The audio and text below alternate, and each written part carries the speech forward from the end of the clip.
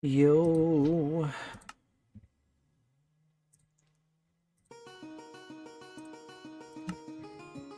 Ah, look at this view. Look at this view. Where you have to cut out so much of the tuff down here.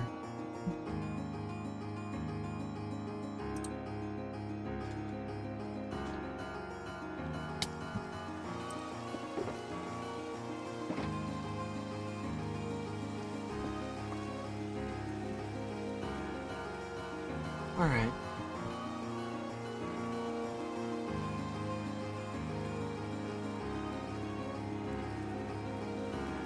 Alright.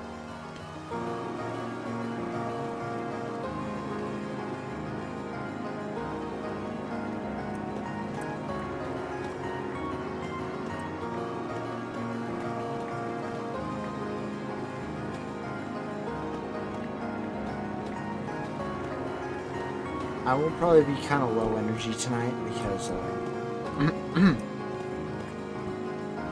I am what we in the business like to call tired.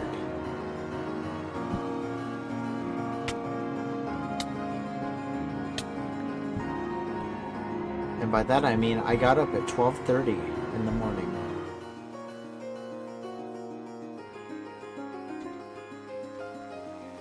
Or I guess like close to midnight. Whatever. I don't know the correct terminology for that. But yeah. It's been like that.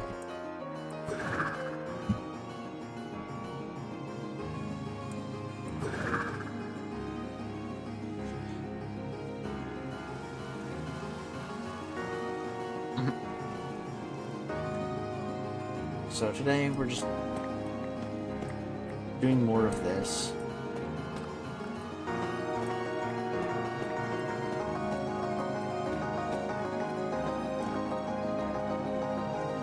Well, that's upsetting.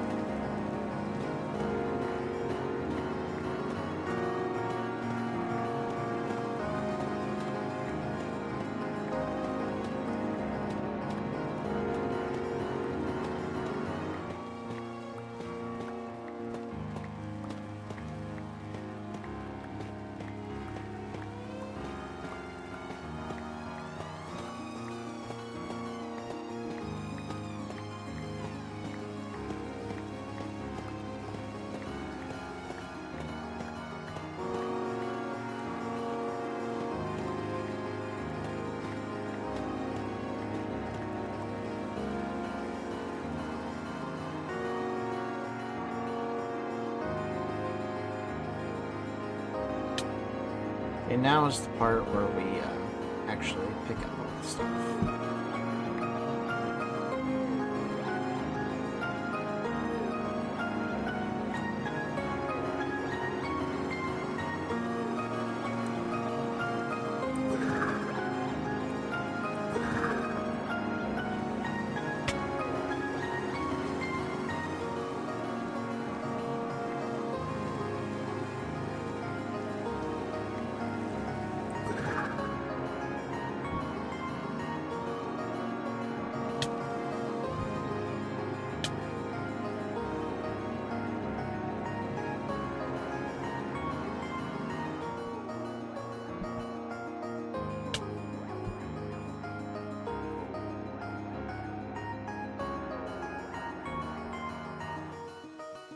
What the heck is that stuff?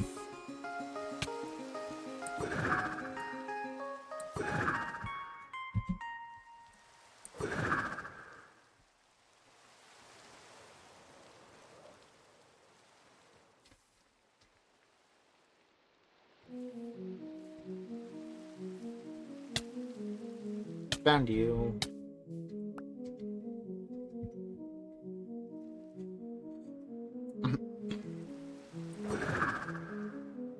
It's so cool just being able to like see everything here. It's very, very cool. Alright, now we cut the next 2 layers.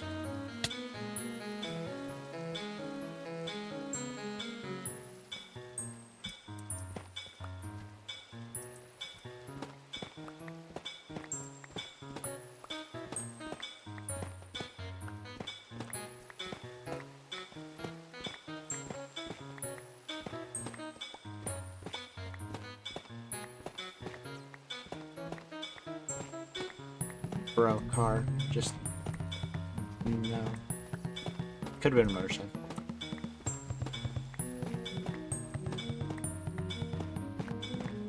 I really just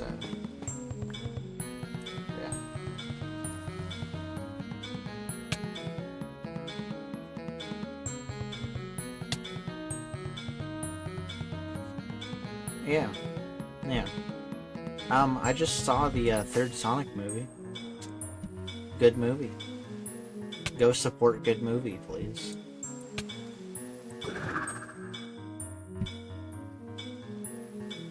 I will implore you to support good movie. You know what, I'm gonna go up and do some of the cherry wood.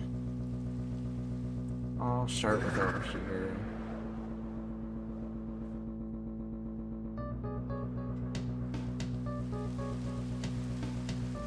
Alright.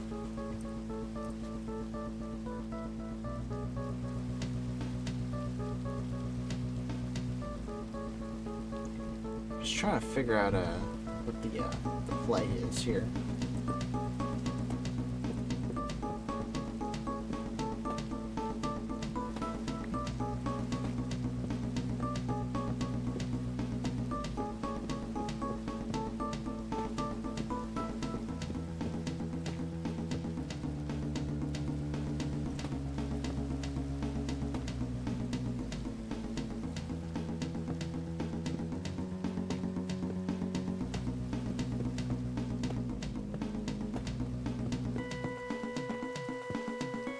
It's almost Christmas. So, hooray for that. Honestly, not gonna lie, I am, kind of just, like, forgetting that it's December a lot.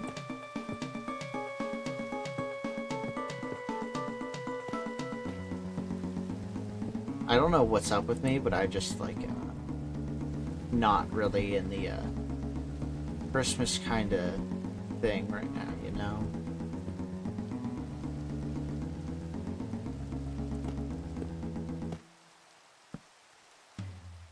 I don't know what it is. Like, Christmas is just in a couple days, but it doesn't really feel like Christmas time. Which is weird to say because it's been December for, like, a long time now, but...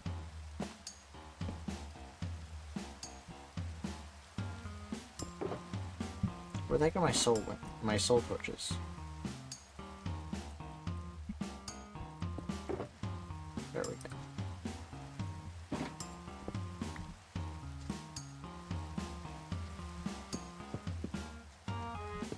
Some people might get mad at me for saying that it doesn't feel a lot like Christmas, and you know, maybe it feels like Christmas for you, where you are, but...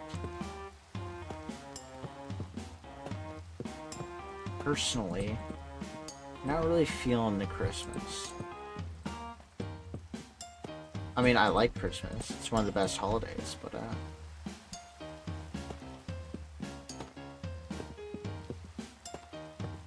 it's not like it's something to die for, you know? It's nice. It's nice to be able to spend time with people and do fun things, but, it can also be very hectic.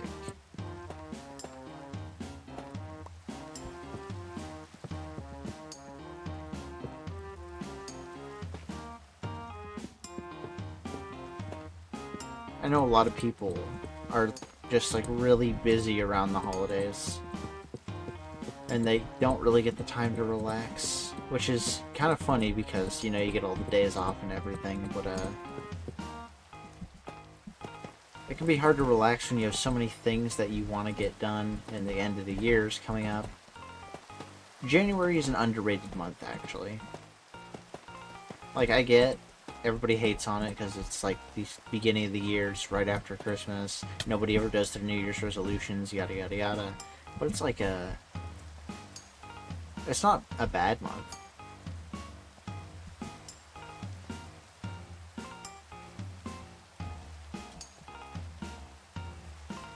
Where the heck is the center point here?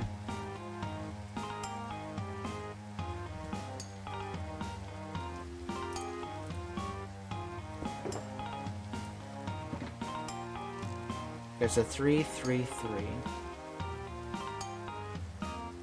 So there's 4 3s into the 4s. Okay.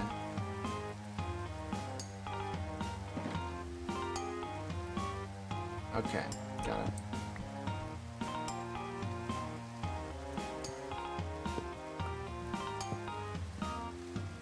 Two. 1, 2, 3.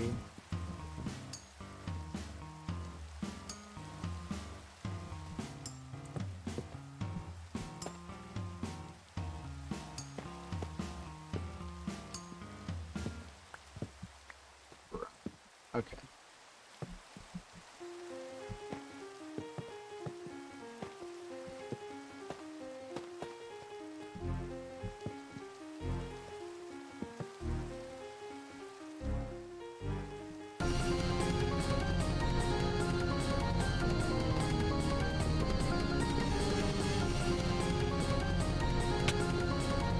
But yeah, I saw the third Sonic movie. I don't want to really talk about it on stream though, because, you know, somebody hasn't seen it, don't want to spoil it. So, all I will say is go see the movie. Good movie.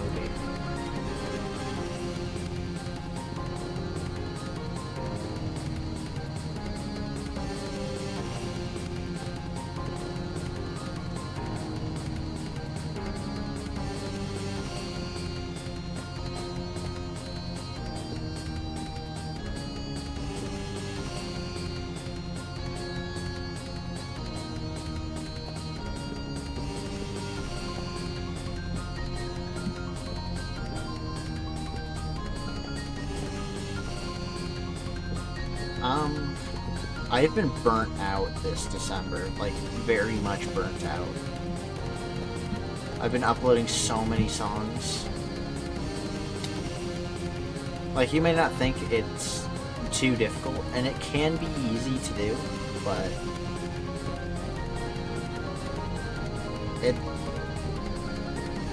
there's a lot of effort that goes into it.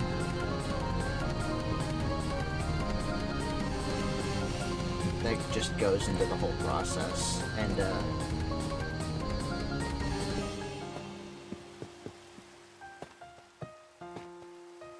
it can be kind of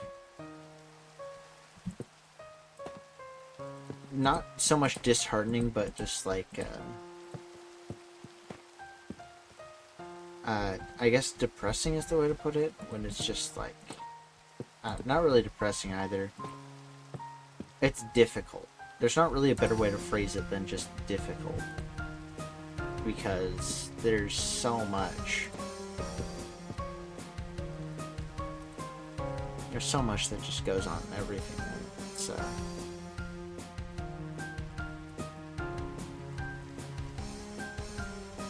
can be difficult to keep up with everything. Because you always want to do so much, but all the chaos, sometimes the things you want to do just don't happen. And then in a case like this, where you kind of just have a goal that you need to get done, the pressure to get it done, pressure that you put on yourself to get it done can be taxing.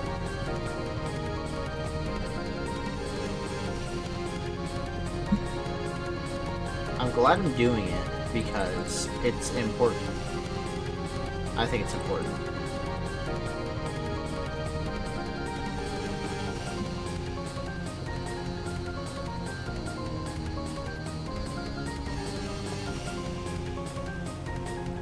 I do know that some people may not share that opinion. I'm not known to take breaks. Speaking of which, I need to mark off the 25th on my schedule for streaming.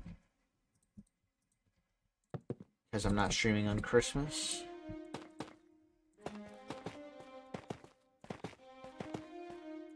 But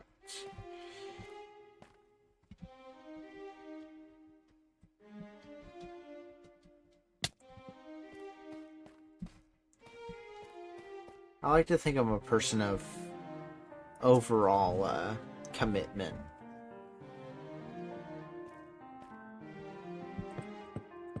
And maybe it can be difficult sometimes, a lot of the time, but you gotta stick with it, because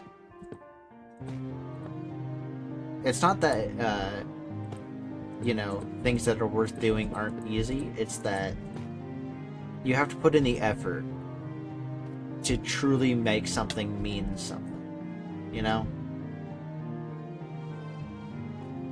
No matter how much effort that is, depends on the person and what you're doing, but when you want something to mean something, it has to mean something to you as you're doing it as well. As you're making it, or like polishing it, refining it, doing whatever. That's an important aspect.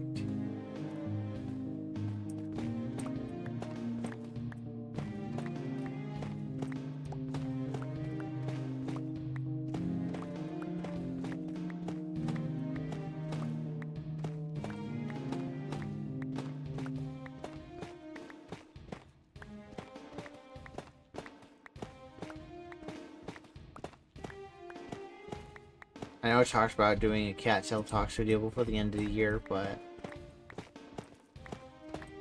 man, I'm just so exhausted right now between so many things going on. Maybe after Christmas I'll do one, but just considering everything I've already got going on, there's just not time.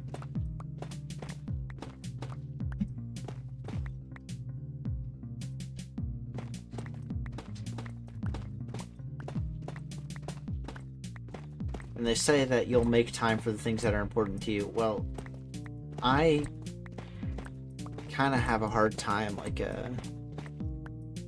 doing stuff like sleeping, you know? I need to make time to do that, even though I really don't want to.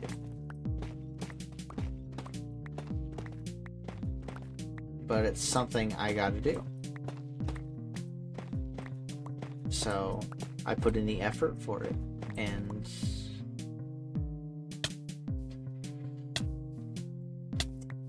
yeah. And you may be like, you have to put in effort to sleep? Yes. Sleeping is hard.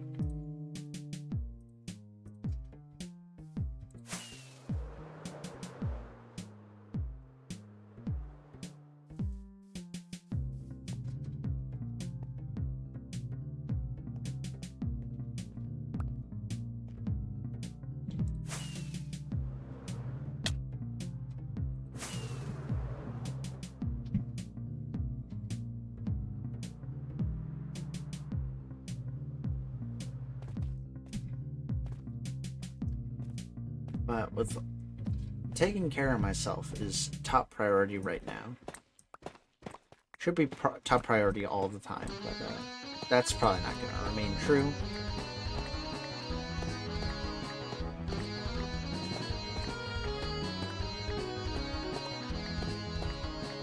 So we'll see how long it takes for me to, like, start doing a lot of stuff again. December's been a down month. November was actually, like, really good for me, but December just kind of decided it didn't want to cooperate.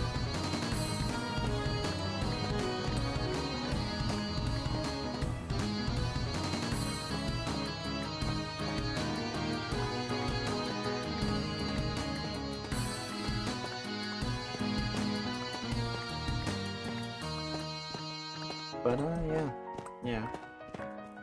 I guess I got like 3 more streams before the end of the year, and then I'll be streaming on the 1st of next year, which is first time. I think it's the first time I'm streaming on the 1st of a year, so that'll be fun.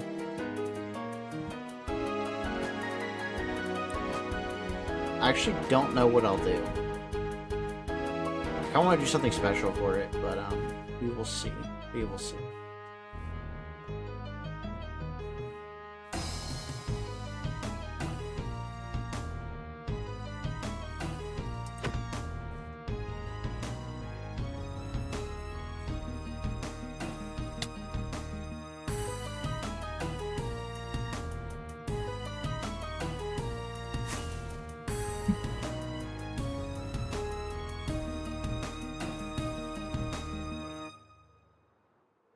Like that.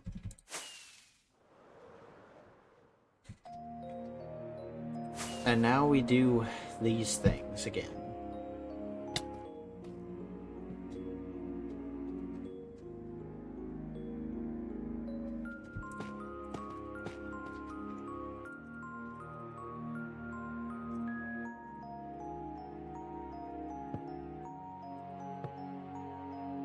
Give me those logs, or planks, whatever. I know the difference, I think.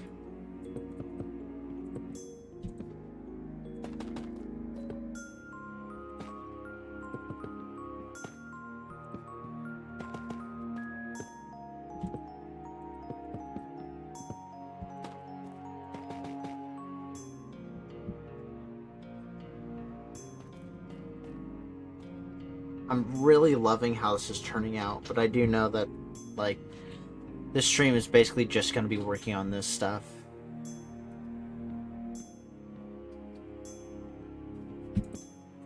It's not the most exciting.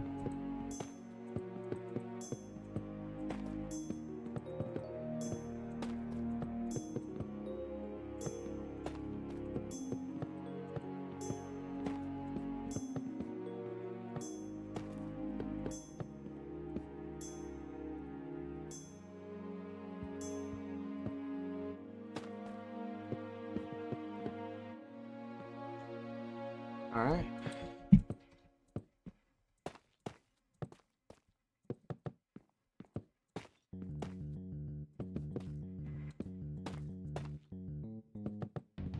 You know, this year for, like, the songs, my goal was to, like, remaster a bunch of stuff, and I did pretty good, but the remaster list is still pretty long, so definitely got to work on that next year.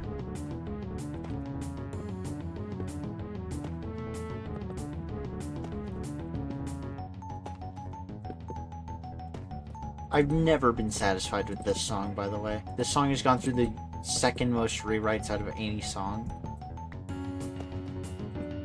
Maybe first. It might be the most amount of rewrites out of any song. The amount of, like, redrafts it's gone through is so much.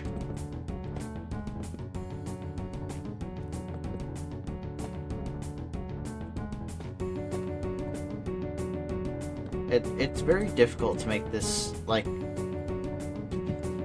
because you got a specific melody in mind, but, you know, it doesn't 100% work, but you gotta work with it anyway because it's the one that's been in your head, so. Before you say, like, do it from the ground up, I did that twice.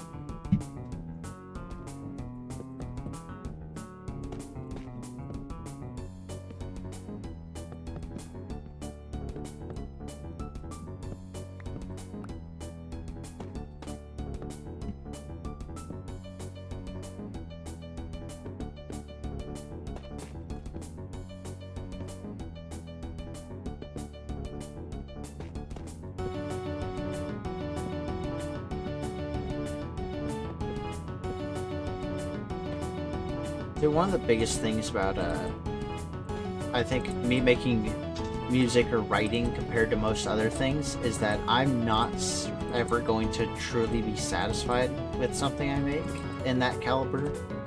simply because the amount of creative freedom I have is so immense that it feels like I'll always be having a missed opportunity, which is true.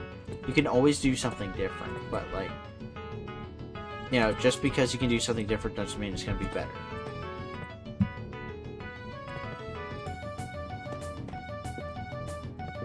And that's a lesson that's very difficult to learn.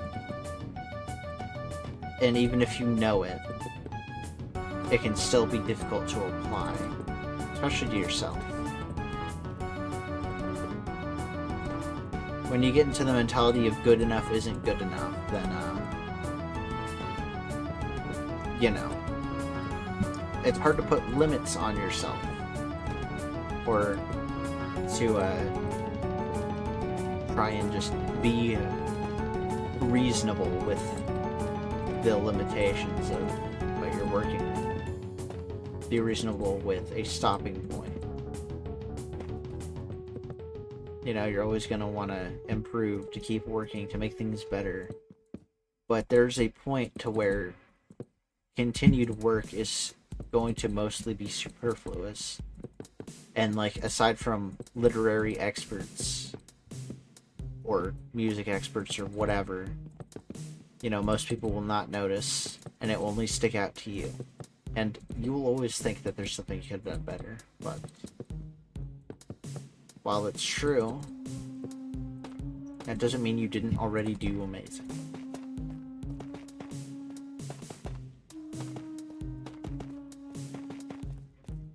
Bro, my wisdom is like so good though. I really should have grabbed water. I'm like, got a very dry throat right now, but that's what I get.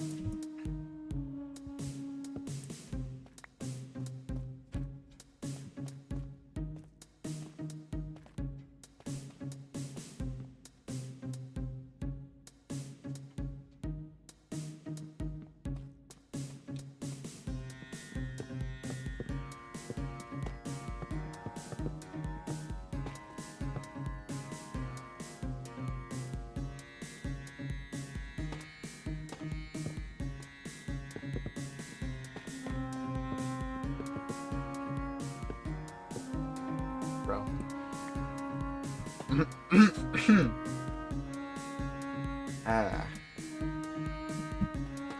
I still gotta do the song after this, and it's a big song too. You'll see, you'll see.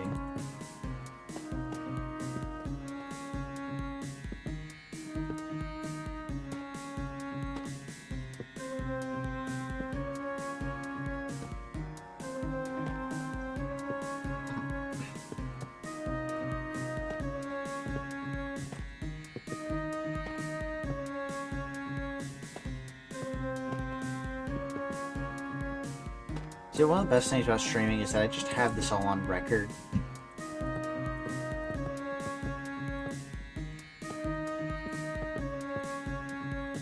I get to just talk about a lot of stuff that I've both experienced and stuff that I have opinions on, and well, that's the formula right there.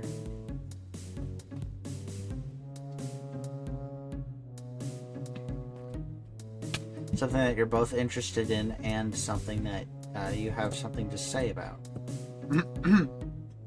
Wow, my throat is like...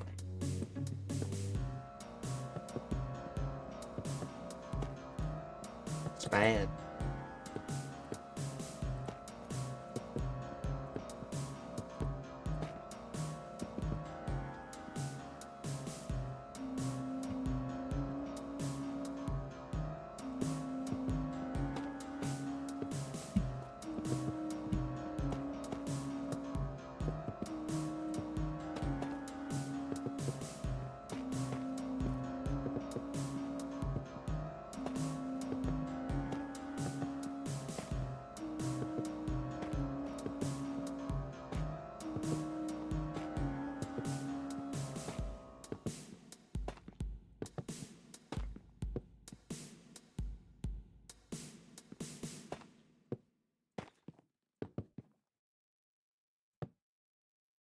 Oh yeah, I got this now, huh?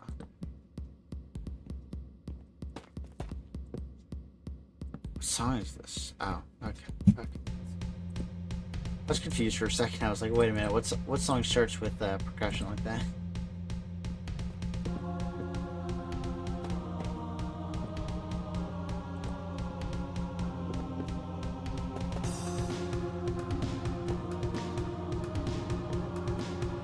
I gotta make so many songs next year. I don't even know how the release schedule is gonna work.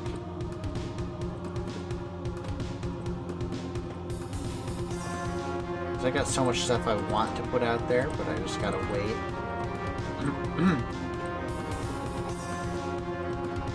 I'm sure at the beginning of the year I'm gonna do a bunch of songs that I just feel like, and then when I get to the end of the year I'm just like, oh, I should have done this one instead, or I should have done this. Why am I doing... I'm doing this wrong. What am I doing?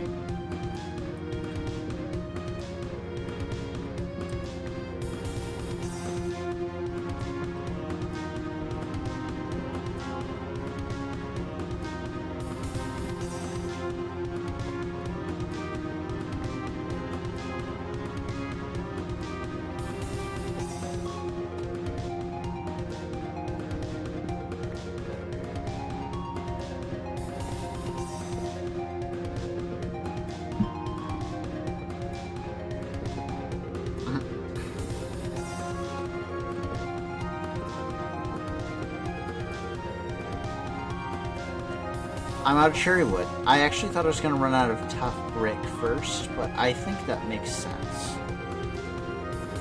How are my trees looking? Not that good.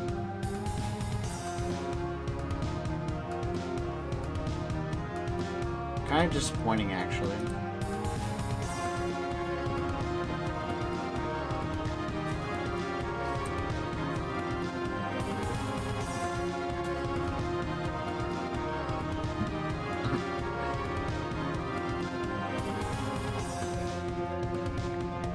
Maybe more will grow while I'm cutting them down.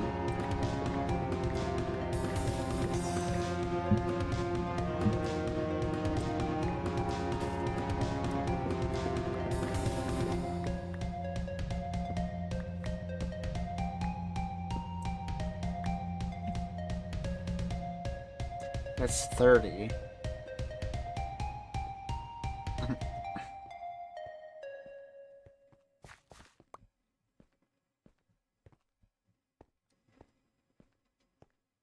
I need more.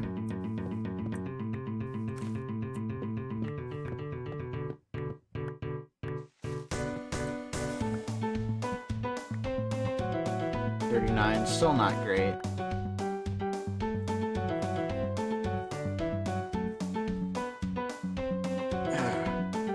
My fingers are like cramping up.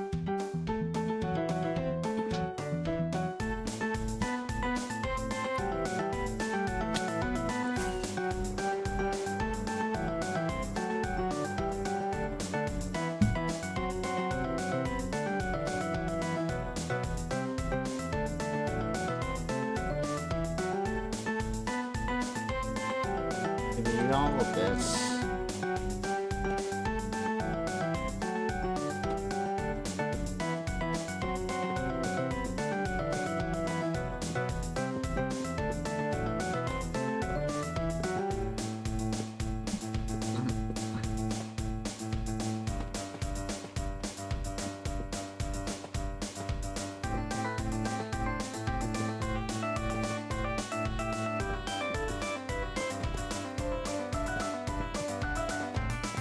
Look at that. Look at us go.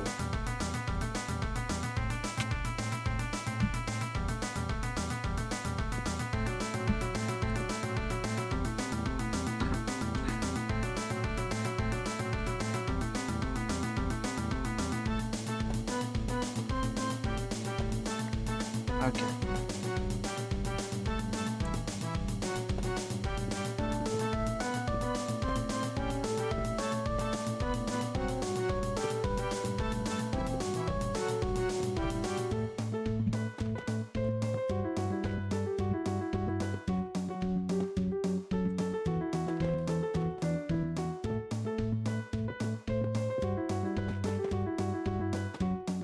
I'm out of, huh.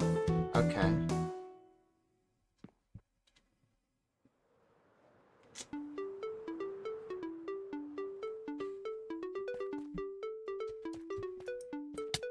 Ow.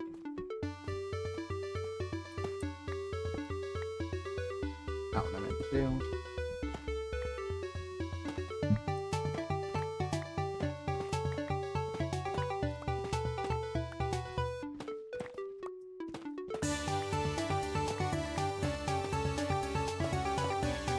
Okay.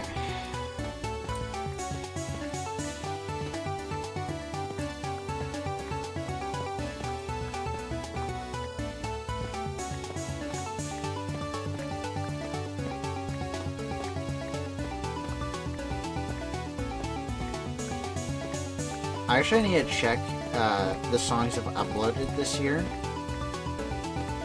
But the one coming out tomorrow is a contender for top 10.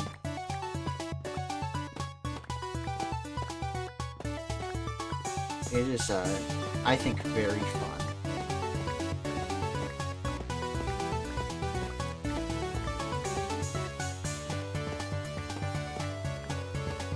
That's one of my favorite parts in any song that I've made. It has like 2 other really good parts in it too, and then the rest of it is also like just, you know, pretty dense. But there are 2 parts in particular that stand out to me.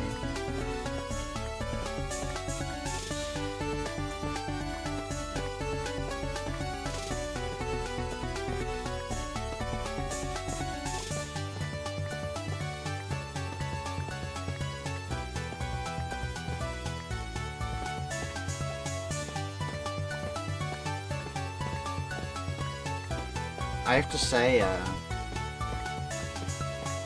having seen Sonic 3, man, do I hope that it kills Mufasa at box office. I mean, I wanted that already anyway, but like, now it's just so deserved. I've never been a fan of Disney's live-action remakes. I haven't really seen any of them. But my lack of interest in watching them should be a sign in and of itself as to what I believe the quality of those films are.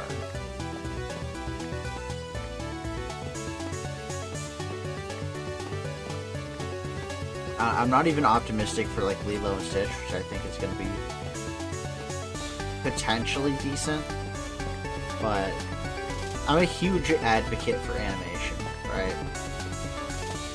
My favorite movie of all time is animated. Most of my favorite movies are animated. I just love animation as a medium because it allows for so much expressiveness. It allows for like dynamicism. I don't know. You get what I'm saying. It allows for motion and like feats not possible in the realm of live action. It's things they've tried to replicate with CGI, but just have not been able to do to nearly the same degree, nor the same success. There's something to be said for animation being a superior medium to live action. The only reason that people like live action more is because they like to see realistic interpretations of things like emotion. But I think limiting oneself to solely realism is a disservice to how different people interpret the world and the things in it. And the ability to resonate with characters that may not appear like you speaks like more to how you should view things, as opposed to wanting everything to appear familiar in a sense in order for it to be comfortable and you to associate with it that way. This is not a knock against anybody who likes live action. I like live action movies as well. They have their strengths, but I think an inability to take animation for what it is, for the immense like artistic value in animation is just a disservice not only to animation but to all of storytelling.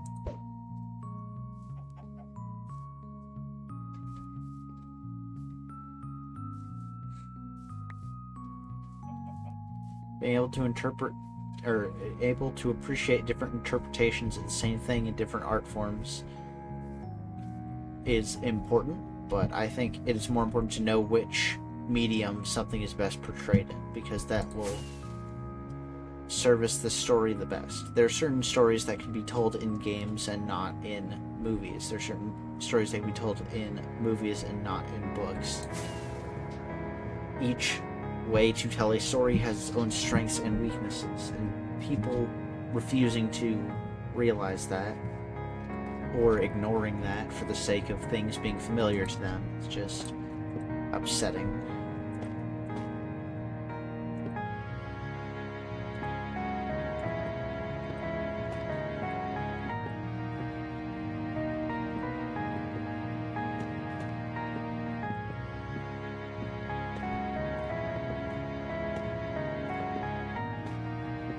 Maybe I'm a bit negative about it, but the disrespect that animation gets from the wider, not just the wider industry, but the wider populace is frankly just kind of annoying.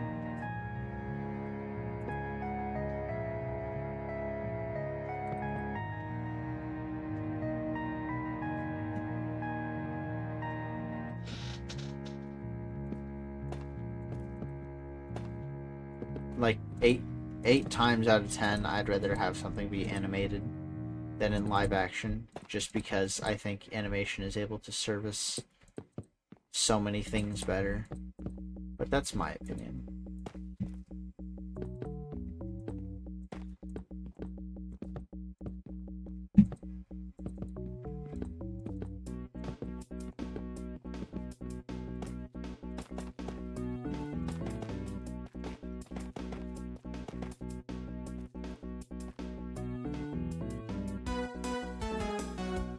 Look at us go. We just have one section left to the top area, and then we can focus solely on the bottom one. Well, the current bottom one.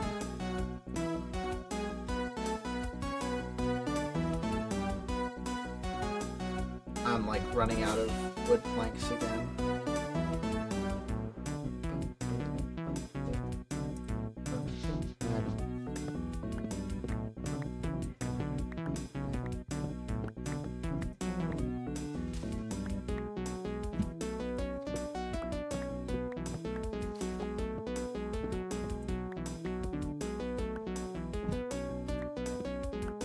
Some things will just always be satisfying.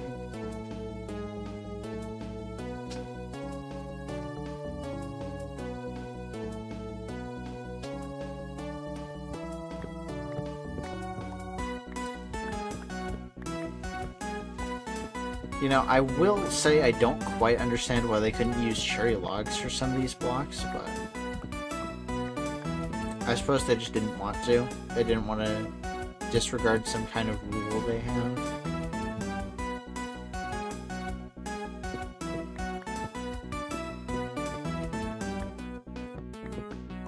I'd love to make an in-depth analysis on everything Minecraft, but that's way above my pay grade.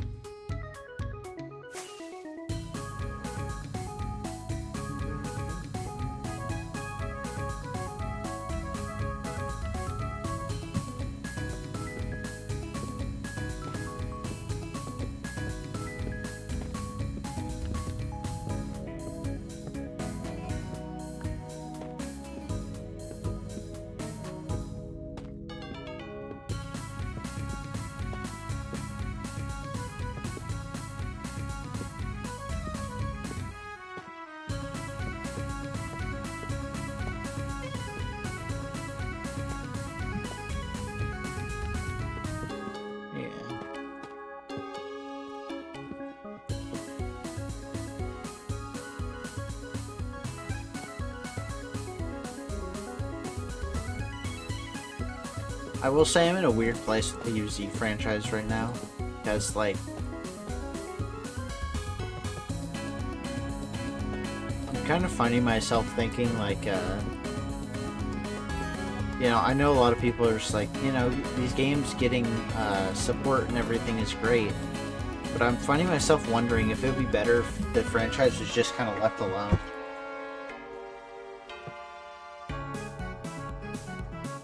I don't know. Just with all the things that have been going on, like PvZ3 is doing stuff. I don't know what it's doing, but it's doing something.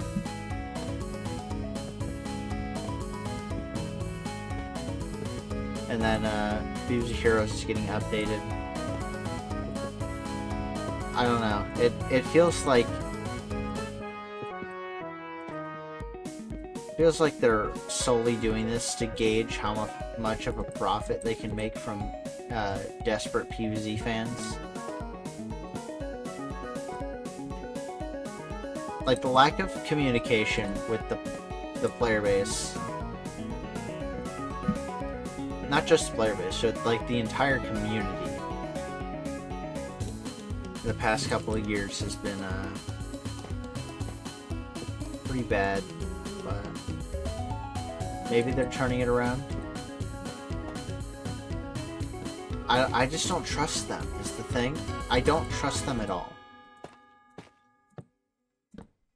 This is not a day and age to where a company decides to invest in a game franchise I get excited about it. That is when I get skeptical and potentially, like, you know, scared.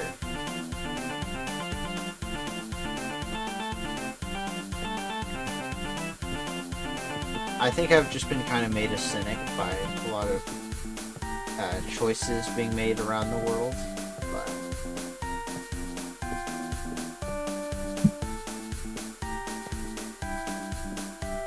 you know, I can't control people and what they do, and they want the PvZ franchise to be something different,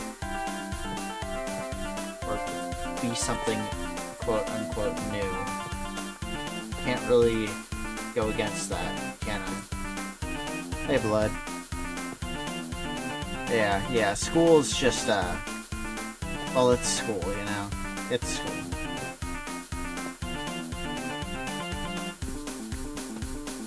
But, yeah. Honestly, I'm not sure what, EA could do to earn back my goodwill, or PopCap in this case, I guess, but I'll never really have goodwill towards EA.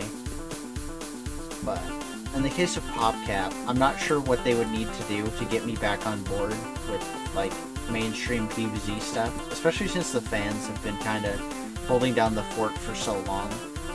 It feels kind of wrong for them to be capitalizing on that fan momentum almost. Like, obviously they have a right to, and I would want them to continue franchise with high quality stuff, but I don't know if we're gonna get that.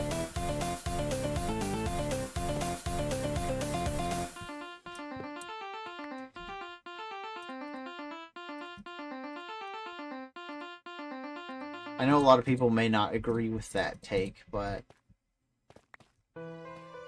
in my mind there's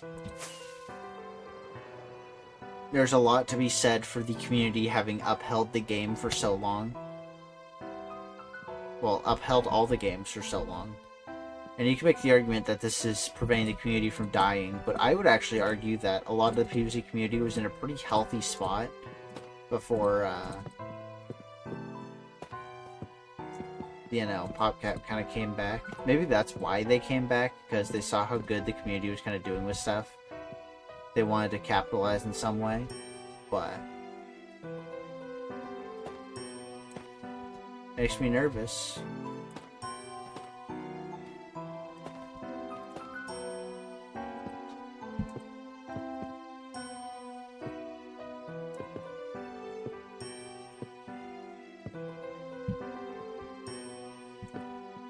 I think having been burned so many times in so many ways by so many different franchises, my faith in like larger companies and to uphold what made these franchises good has significantly diminished, and it's not helped by the fact that PopCap hasn't exactly been super honest or trustworthy in these past couple years.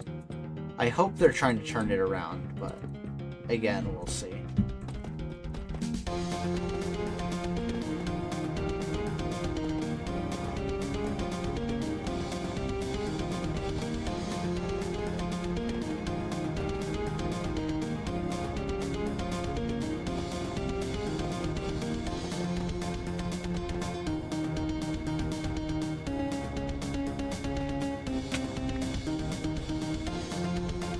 Alright.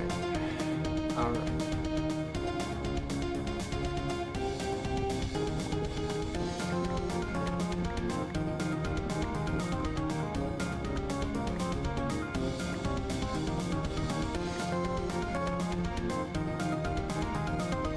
I'm actually like very curious as to what influenced PopCap to kind of come back and fix everything. Was it just money, or is there something else going on here that we just don't know about yet? Are they gearing up for something, maybe? Because we know that PvZ3's release is kind of a disaster for multiple reasons, but are they attempting to make PvZ like a big franchise again?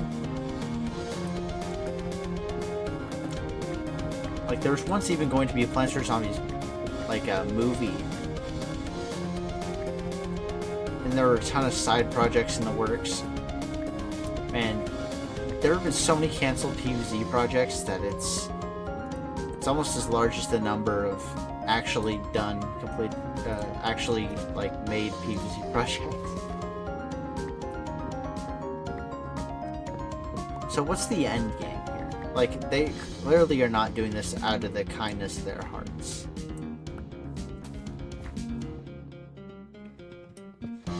See, best case scenario is that they're prepping us for, like, a new game, right? Definitely not Garden Warfare 3, but, like, maybe another shooter. It's been a while since PvZ shooters come out. The last one was BFN in, like, what was that, 2019? So it's been like a 5-year gap, 6 years if it releases next year, which it would at earliest. 6-year gap is pretty significant. Garden Warfare 2 updates again, maybe? I'm not a big fan of Garden Warfare 2, honestly. But, I know that'll make a lot of people happy. But even then, Garden Warfare 2 updating is not like, you know, it's big PvZ news, but it's not like big franchise news, you know? That's not like an end game goal there.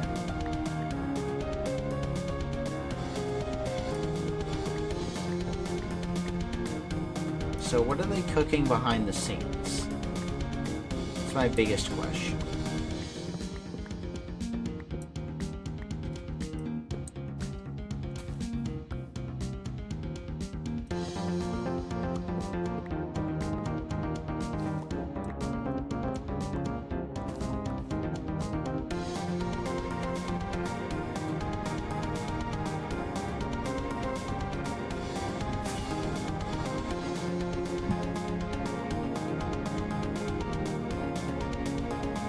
You know what? I think I'm gonna head back to base, actually, and put away the storage boxes, repair my tools. Kind of just do everything I need to in order to kind of refresh a bit. Because I don't think we went back to base at all last stream.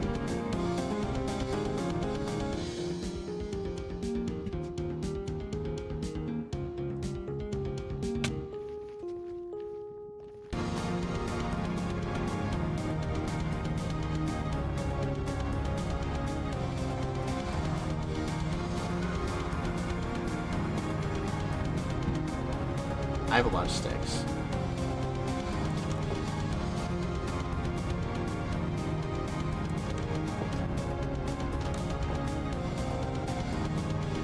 What do we need to put away? The cobble, this stuff. I don't even know what that stuff is.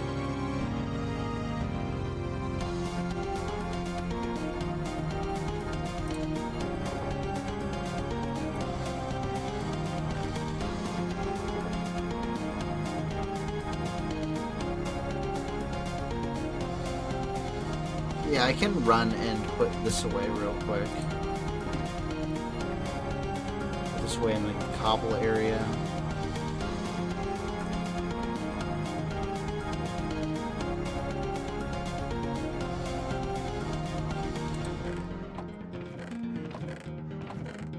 Bro. What the heck?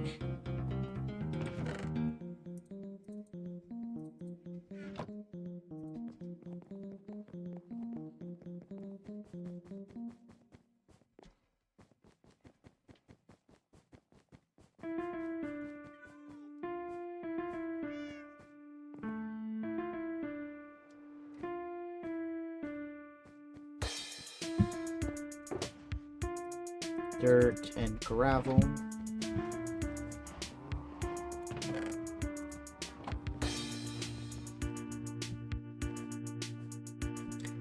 Yeah, you can probably tell I'm what we in the business like to call very tired.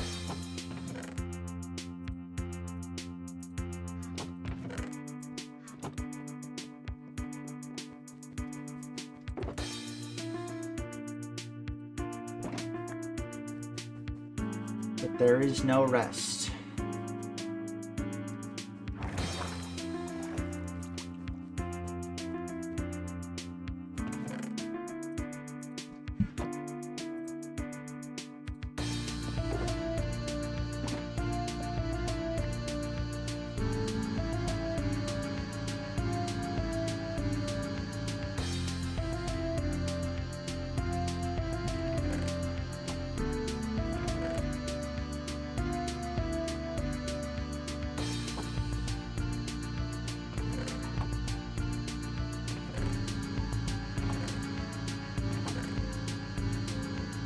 Tough.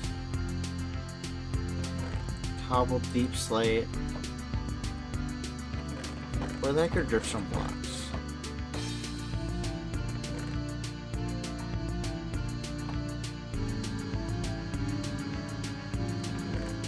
White dripstone, blackstone, endstone. Where the heck are dripstone blocks?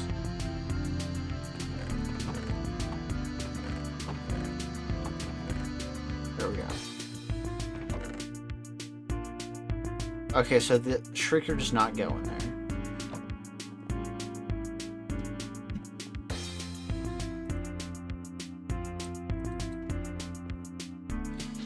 Hello. What's up, Dogmaster?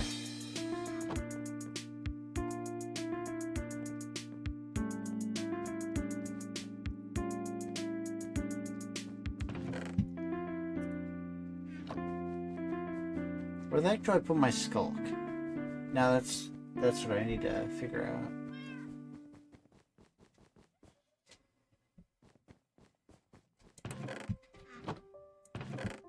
Here we go.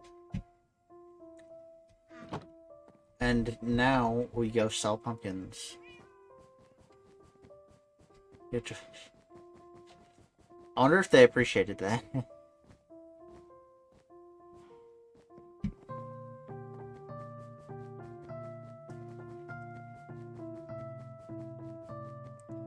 %. Yeah. I'm guessing you are off school now, Dogmaster. So, congratulations. Congratulations. God, why are there so many iron golems around? I just keep forgetting about them. Yeah.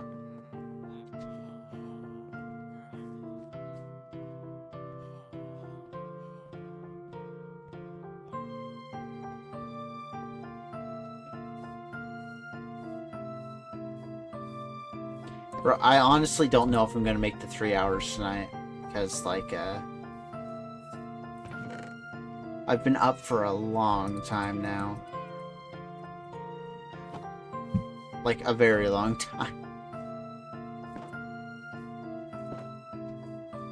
You went to every single school in 2024? That's quite impressive. Quite impressive.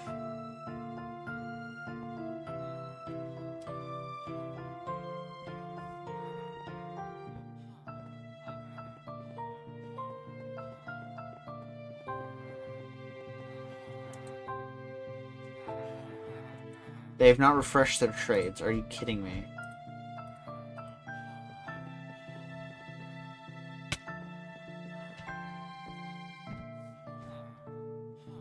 Dude, why are there so many iron golems here? What happened to the spawn rate?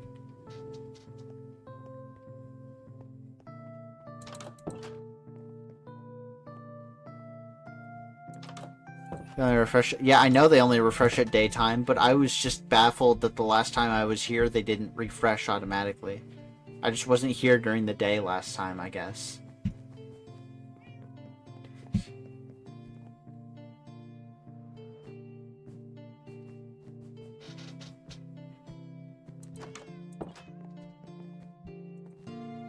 I like never go in this room.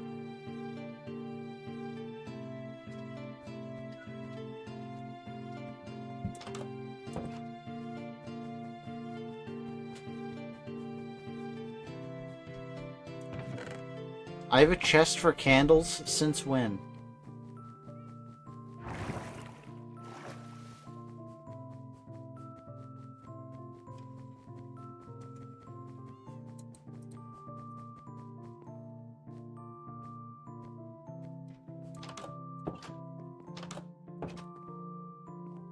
I like phased through that door, but you know, it's fair. It's fine.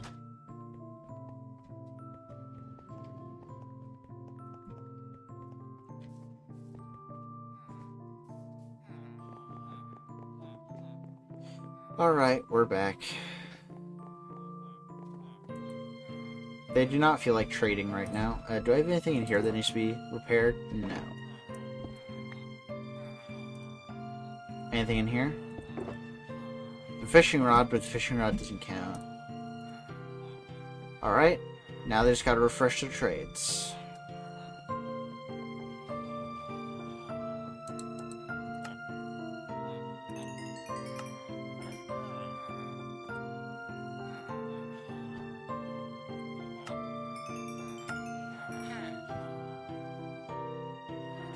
Alright.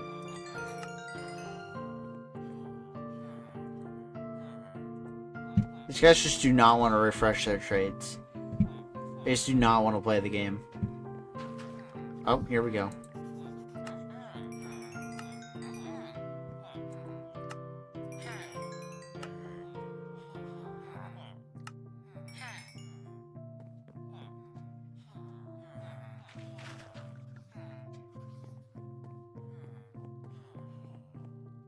Actually, I can just buy glass. Cheat code to XP right here.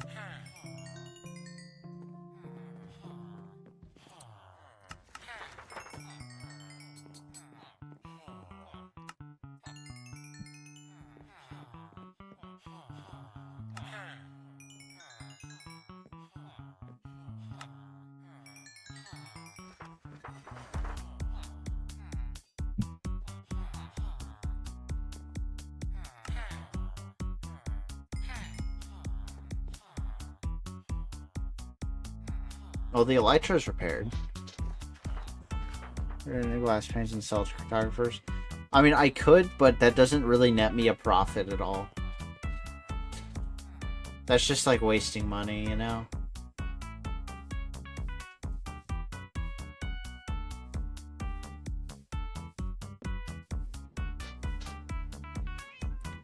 If they're cured, it does, yeah. But, going through the effort of doing that is just like, it's less time consuming to just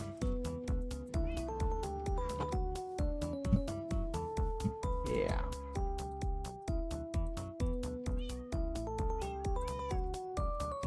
I will take my 2 blocks of iron. Try to get like a storage box of this.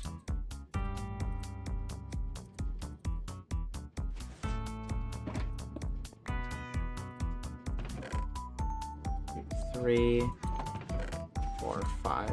One more and we'll go. Actually, I can just do this. Boom. Look at that. 6 layers to that pumpkin farm, by the way.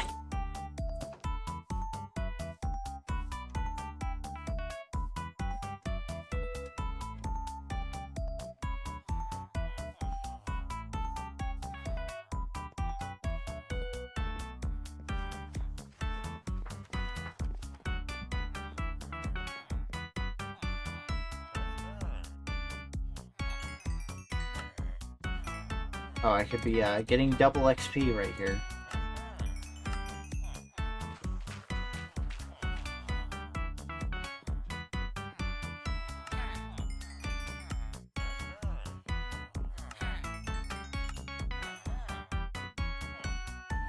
You know how many pumpkins I have to sell?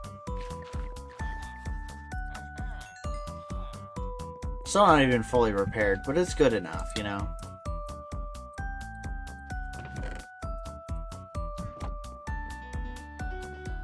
I don't even know what I'm ever going to use those emeralds for. There's like no point to hoarding emeralds, but I do anyway.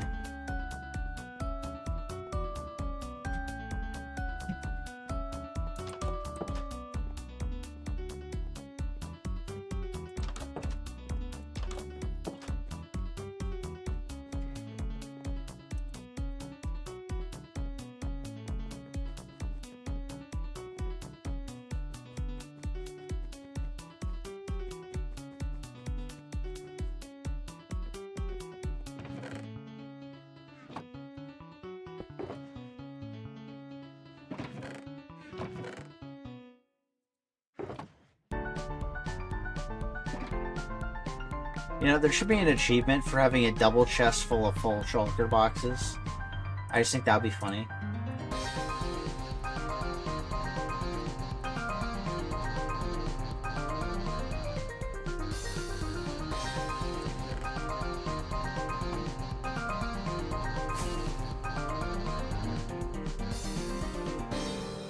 I mean, all advancement speedrunners would hate it, but,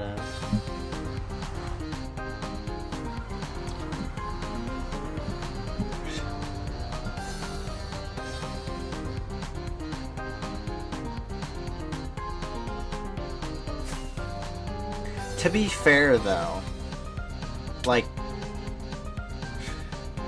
the hardest part would actually just be, like, carrying enough shulker boxes for a double chest. But that means when you're looting ancient cities, you're gonna want to, like, you know, that would be the best way to do it, is to just get 2 chests from, or not ancient cities, end cities. The best way to do it would just be to get 2 chests from end city and then put a bunch of armor in shulker boxes, because that would count.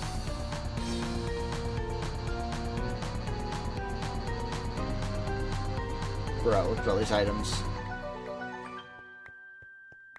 So it would force people to be in the end for longer.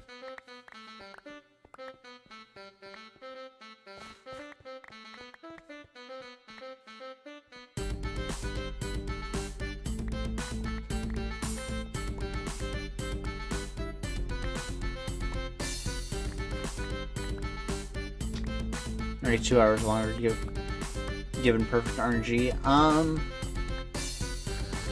I don't think it would take that long for the sole reason of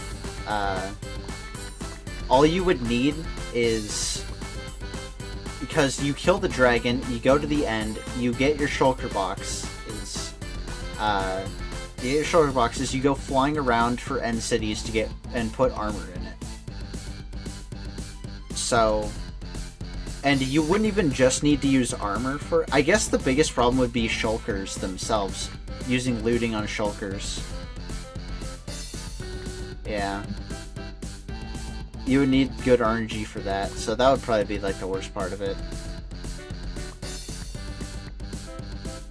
108 shulker shells.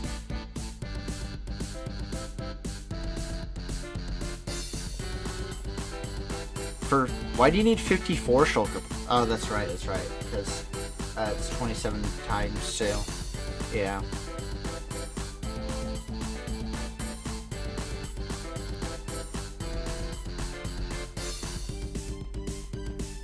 You get 4 to 6 shells. Well, get a looting sword. You know they would come up with some kind of insane way to duplicate shulkers. Honestly, it would probably be, like, way more worthwhile to actually, like, duplicate the shulkers by throwing 2 shulkers to the overworld and then leaving them at spawn or something. You throw out boxes, you can use him. Oh, that's right, bundles exist. Speedrunner shulker farm, yeah. I mean, that could be cool depending on how long it takes to set up. Like, that would actually be an interesting addition to the run, almost.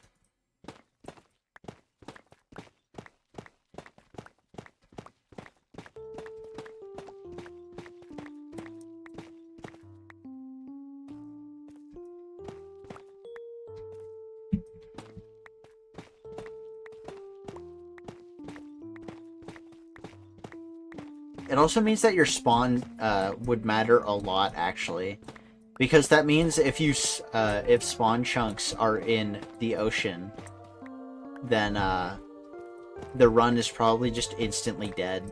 So, I mean, you want to spawn near the ocean, but now you can't spawn in the ocean because if you do, you instantly lose the run. It's always desert in all advancement runs. Oh, really? I guess in set seed, yeah, it's always desert, right? Unless you're not playing set seed, and you do desert anyway. But wouldn't... in all advancement runs, wouldn't you... You want a desert sword near an ocean, you want a desert... I mean, yeah, you want the temples. But you need to find a desert temple anyway for the smithing templates. Because I'm pretty sure you need one of them from the desert temple for an advancement.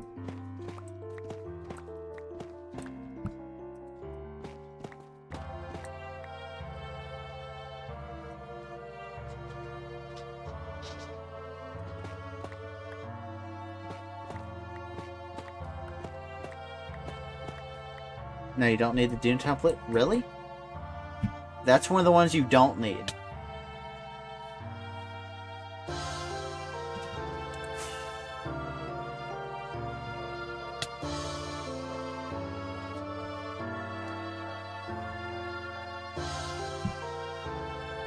Yeah, but you need silence, but you don't need Dune. Okay. Genius one, developers.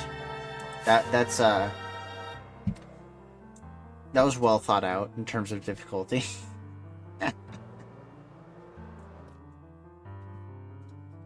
Well, I know the reason why they did that. It's because those were the first armor trims they added. I think. Yeah, because I'm pretty sure... No, silence was one of the later ones they added. So, they added silence before Dune? Really?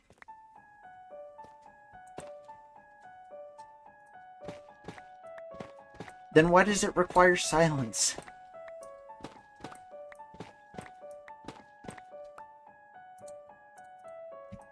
Minecraft makes no sense.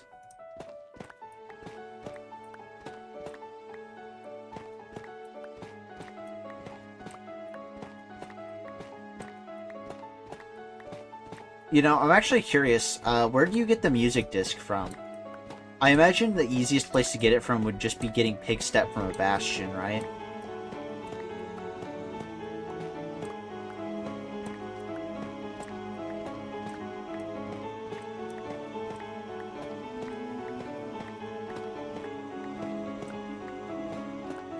Mostly ancient cities, really?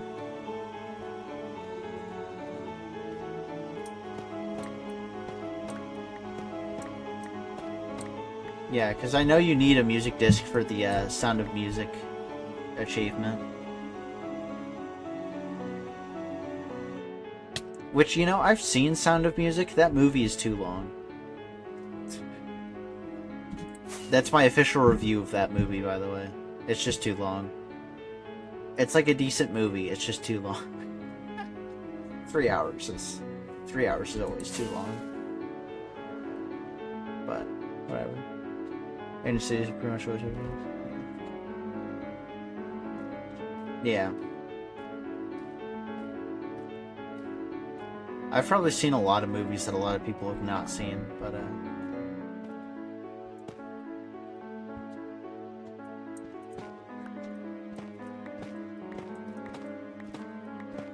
Sound of Music is like one of the big ones.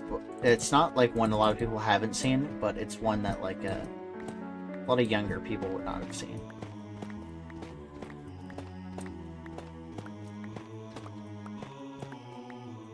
Yeah.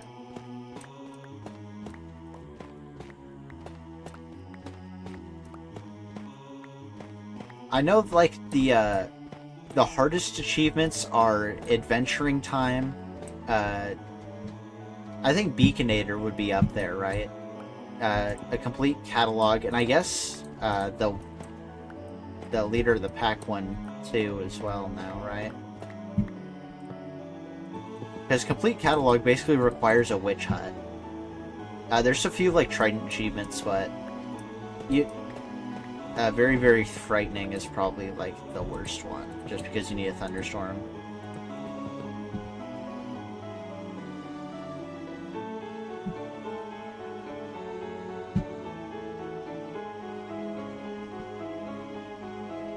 Isn't necessarily hard to get bad RNG. Yeah. Yeah, I guess RNG is more so the factor with ones like Adventuring Time, very, very frightening, complete catalog. Beaconator is probably like the most time-consuming one though, because I would say it would be Cover Me in Debris, but you're gonna be searching bastions anyway for smithing templates. Or for upgrade templates, because screw that item, but since you're going to be searching them anyway, you're going to be getting netherite.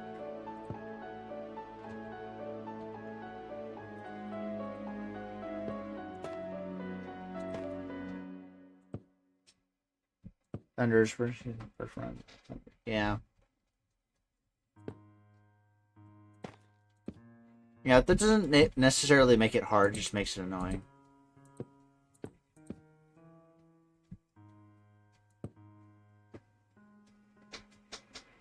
Can add a bit of time. Yeah. Yeah.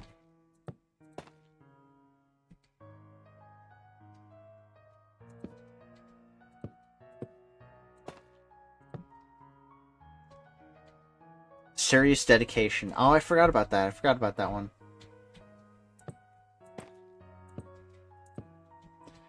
Honestly, serious dedication is kind of funny though, because you can just get a diamond hoe from ancient cities. So you don't actually need to craft the hoe anymore.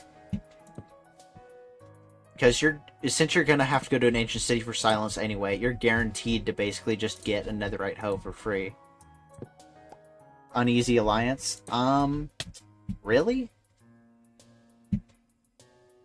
I mean, I guess that one's finicky.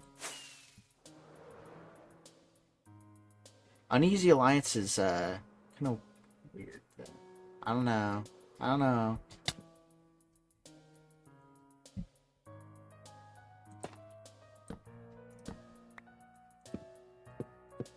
I mean, I'm not a runner, so...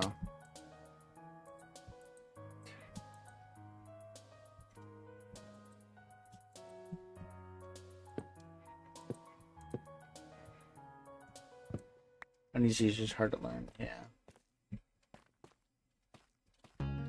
Run cities? Yeah, but you're gonna be going to ancient cities anyway. There's no reason to just do that. I mean, you could use... I mean, no, you get the diamond armor from end cities as well. Is there even a reason to pick up diamonds in the run at all? Unless... Is diamonds to you even an advancement, or is that just not a thing? I know you need to pick up diamonds for the diamonds advancement. But, like, beyond that, is there really a reason to get diamonds in the run? Because, theoretically, end cities will give you all the armor you need, and if you don't get leggings specifically, you can just get them from ancient cities. But you're probably going to want to, you know, get them there anyway. More swords and stuff to get max enchants. Ah, that's true, that's true.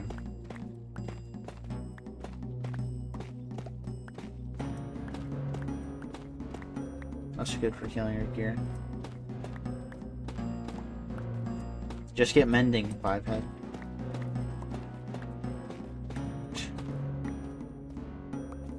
What, you're telling me you don't spend like 20 minutes at a village in the run just trying to get mending from a villager?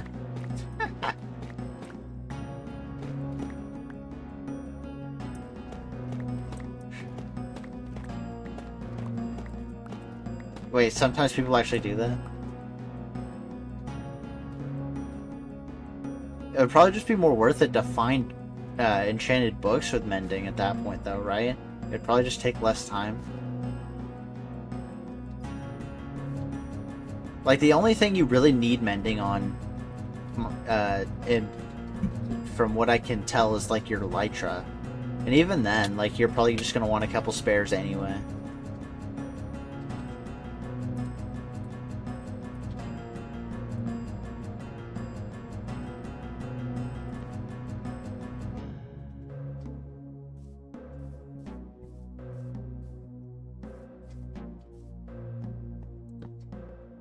Yeah.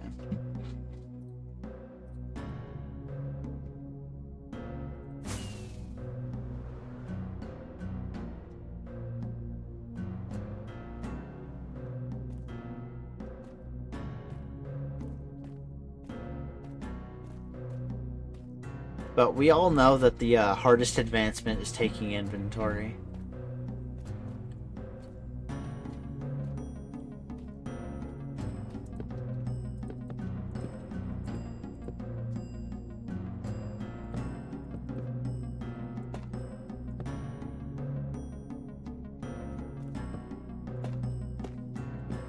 Yeah, you need a really good seed for that one.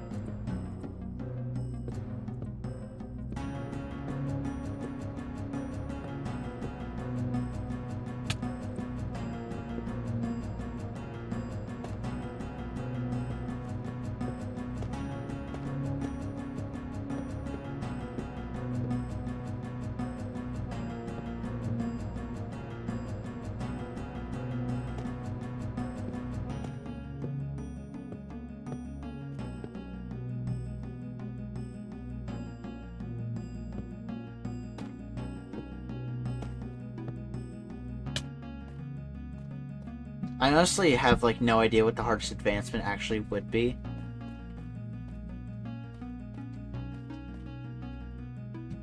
Isn't there one for like completing a raid? That one probably sounds annoying.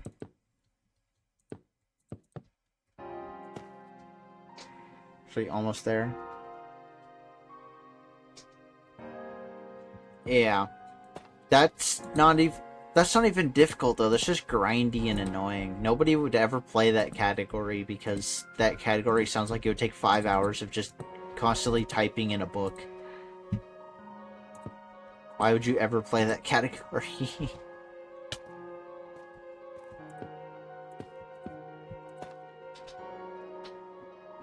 Oh. How did we get... I forgot about that one. Okay, how did we get here might actually be the hardest one, now that I think about it, because there's a lot of super specific stuff you need to get, and if you miss anything, then run's basically dead. Like, if you don't get a wither rose from when you kill the wither, you know, sucks to suck.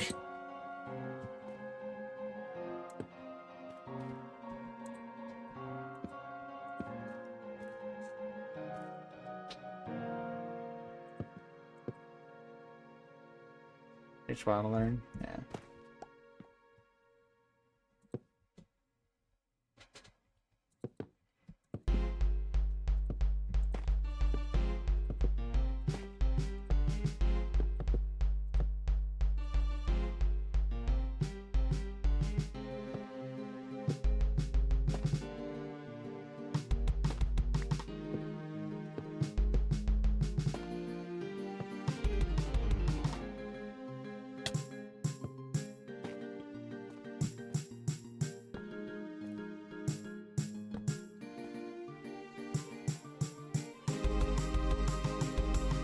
I know all advancement runners would hate this one, but I think a very funny advancement would be to get a enchanted book from fishing.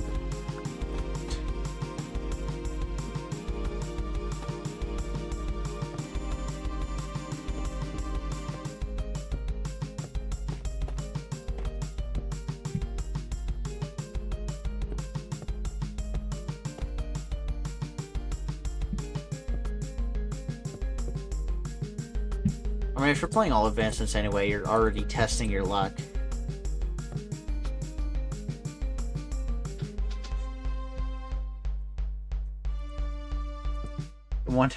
You have to fish for pufferfish? Ooh. That sounds, not fun.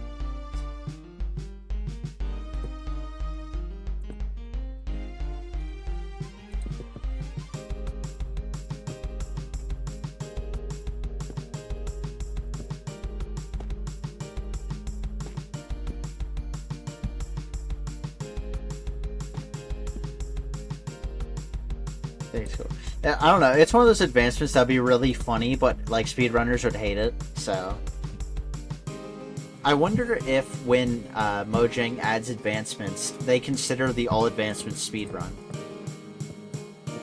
Like theoretically, they should, right? Because advancements, like the only two purposes advancements serve are for like telling the player where to go, and for, you know, speedrun purposes or challenge purposes.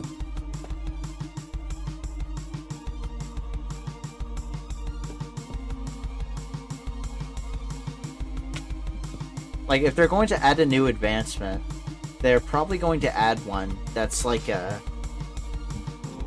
something either very interesting or something that's just to tell the player where to go. So something like Star Trader, there's no way they didn't know that there was like an exploit you could do with it for advancement speedrunning. Honestly, Caves and Cliffs might actually be like the most anti. That one and the this templates one, but the templates one is like the most, like, why did they add this advancement in history? So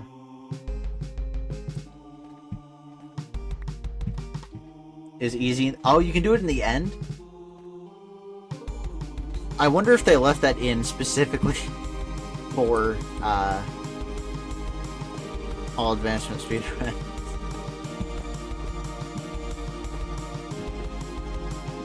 There's like, you know what? Fine, you can use the end.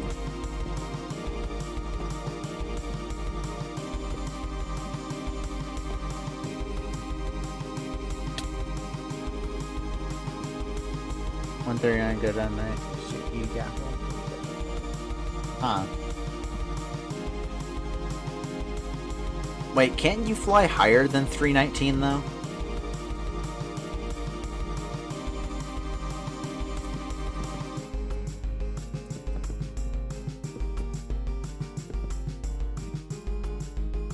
Oh, I completely forgot about the this thing.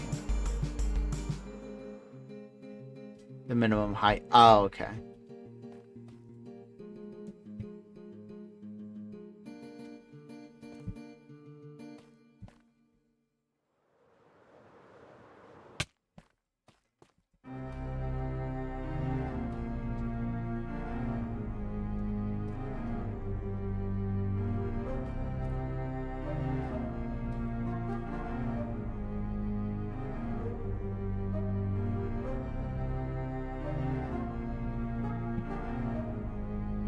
I'm just realizing, actually, I need to come up with a separate place to put the thing.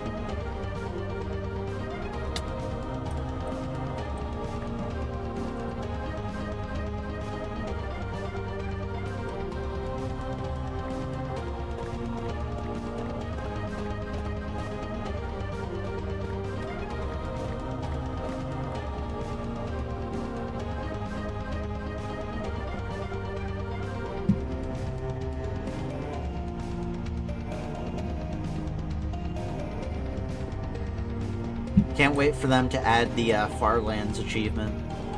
and then just ruin the game forever.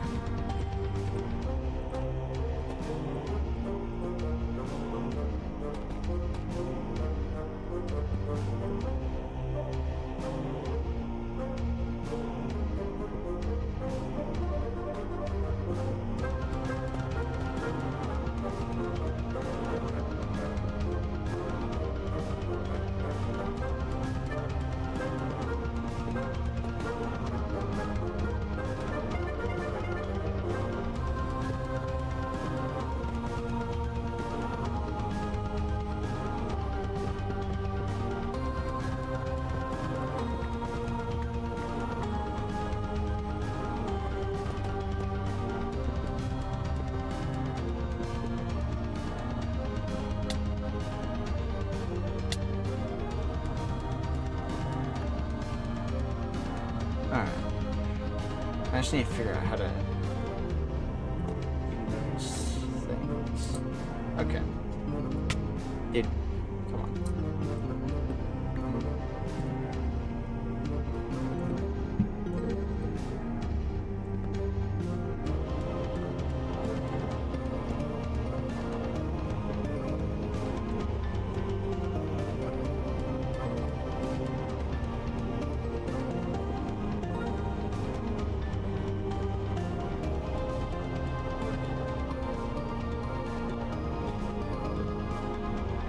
You know, it actually lines up perfectly, which means we don't need one of the extended bits, which is plot convenient, I guess.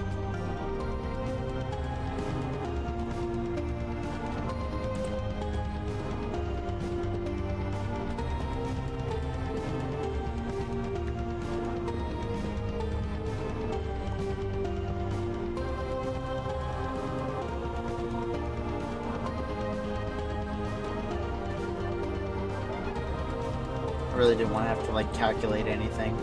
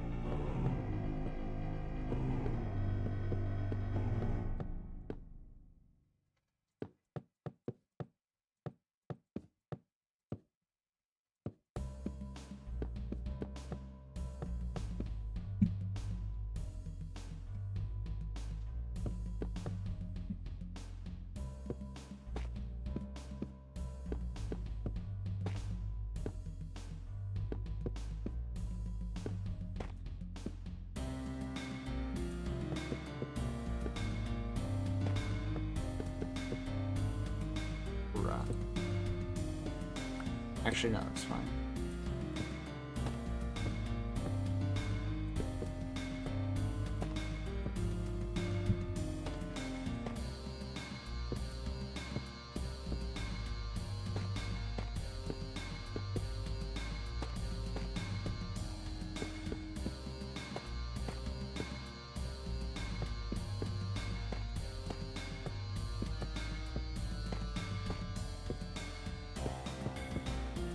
There we go.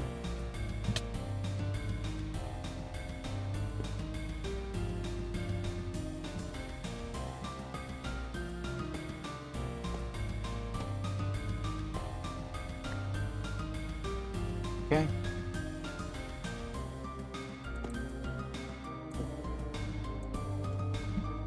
There's definitely a better way to do this, but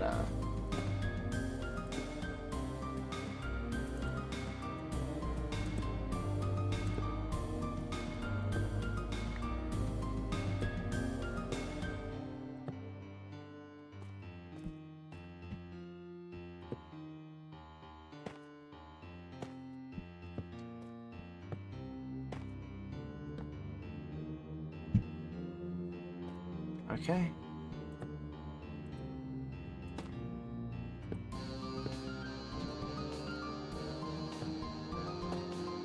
Wait.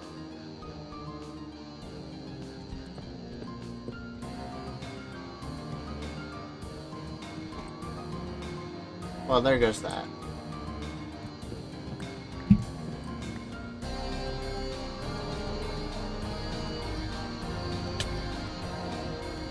Where did it drop? Should drop around here, right? Where did it drop?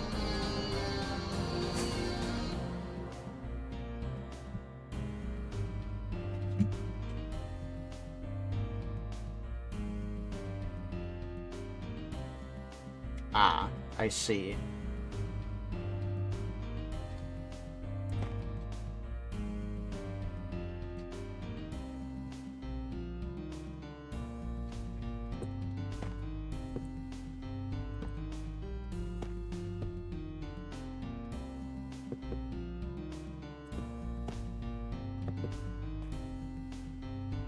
Okay.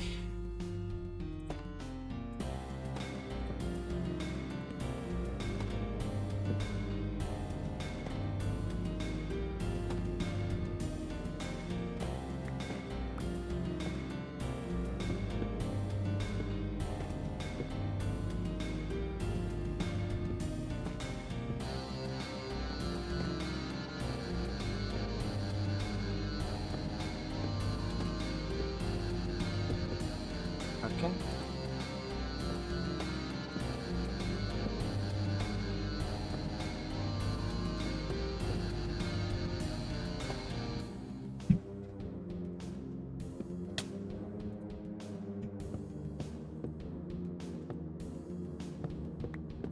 And now we have to fly all the way down and collect our mist thing. Yep, there it is.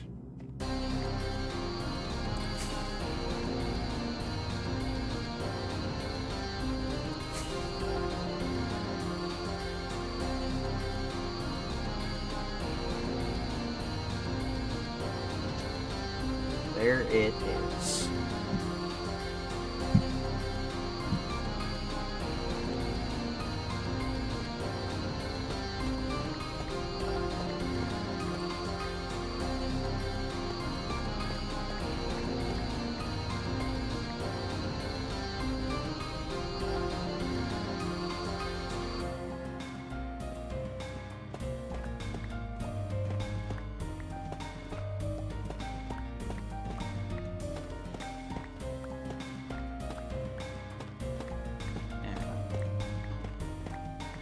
It's all about how easy it is to get the resource. Rockets, easily farmable. Tough bricks, very, very annoying.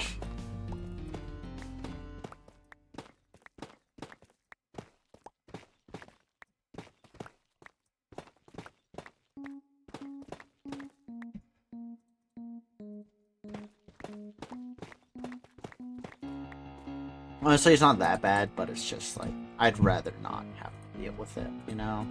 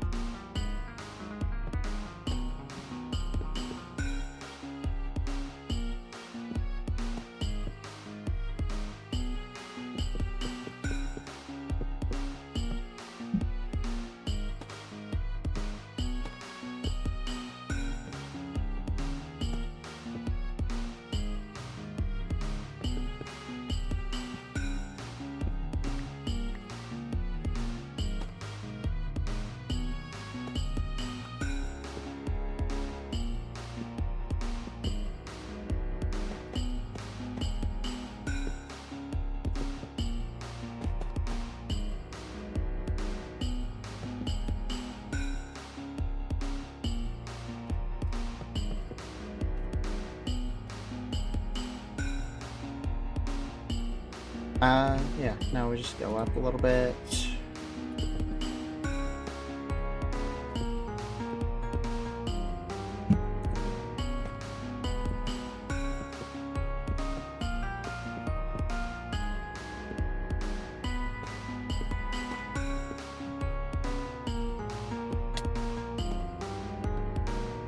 There we are. Look at that. Now we just gotta do this entire side.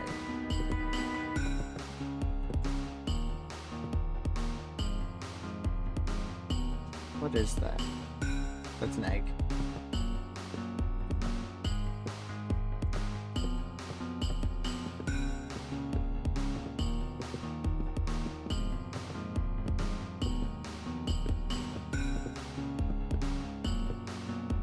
And I'm out of wood. I'm almost out of soul torches too. I need to restock on those. Luckily, we have a lot of trees around, which is nice. Also, when did I get over a stack of cherry saplings?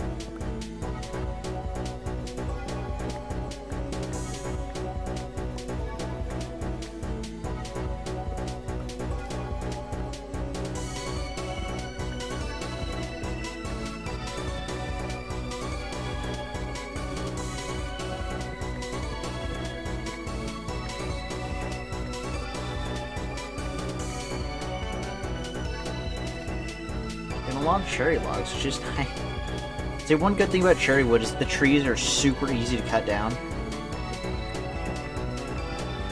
They're like the third easiest tree to cut down.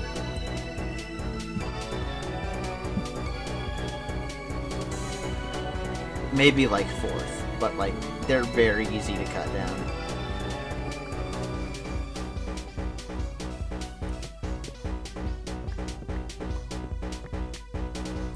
Birch is obviously number one. Those trees are just free. You see a birch tree, you cut it.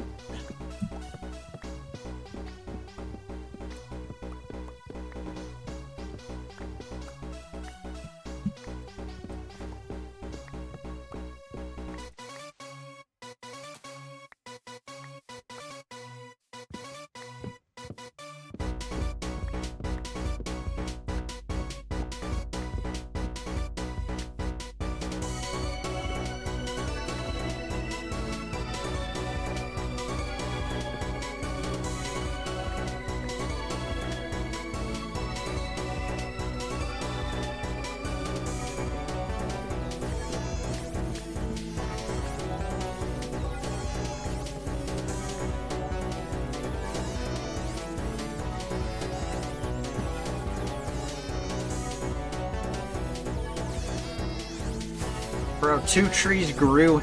I don't need any more logs. I don't need any more logs right now. Look at how many logs I have.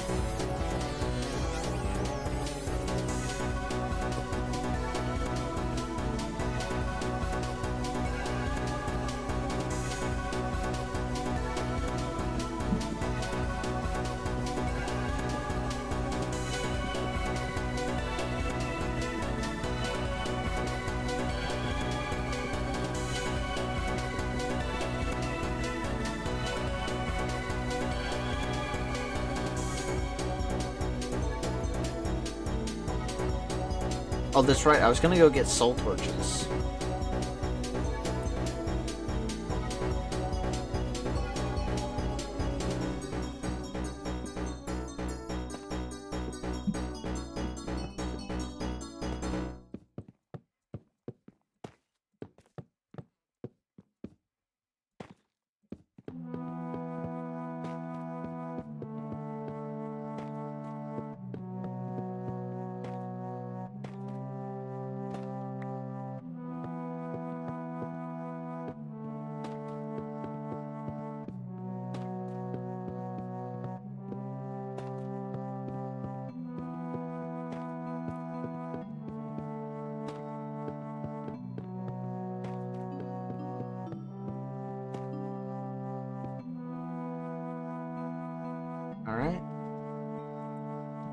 and one more layer for good measure.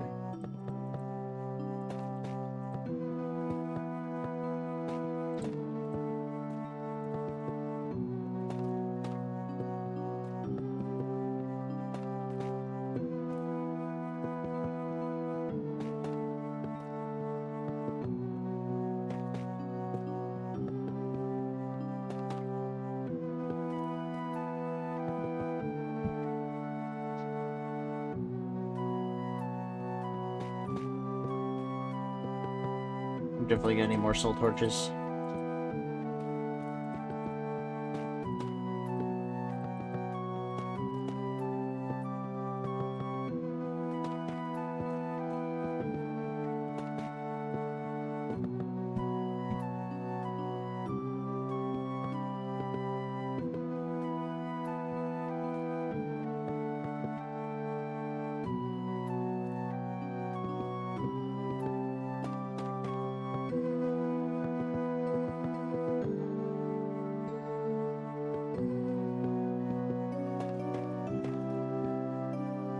Getting good at this, though.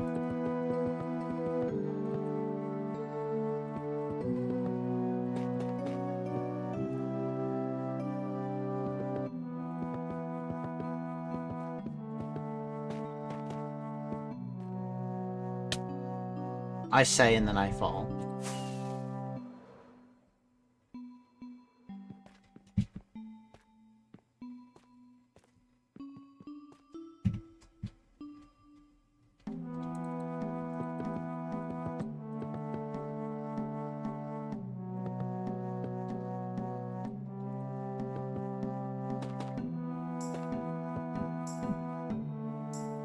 But I am getting better.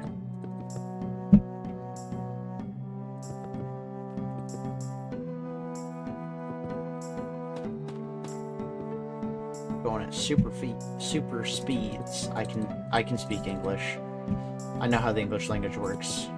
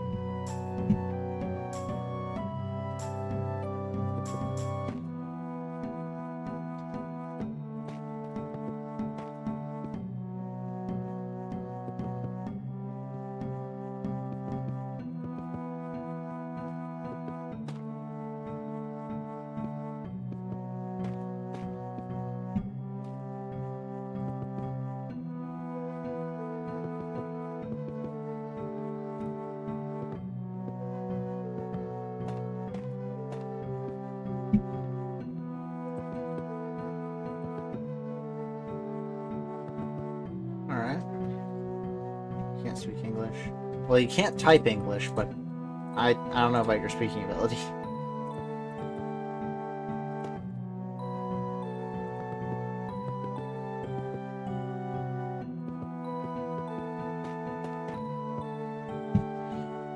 All right.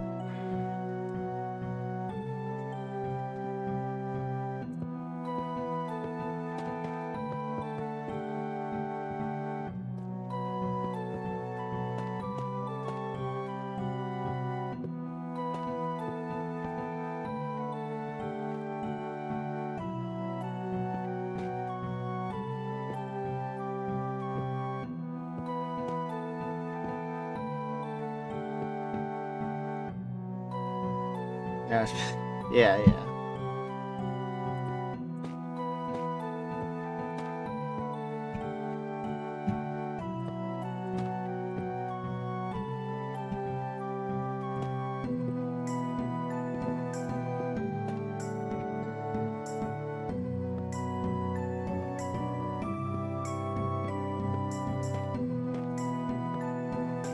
I mean, to be fair, most people can't spell English.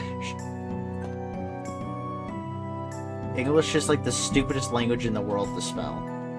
I don't think it's close either.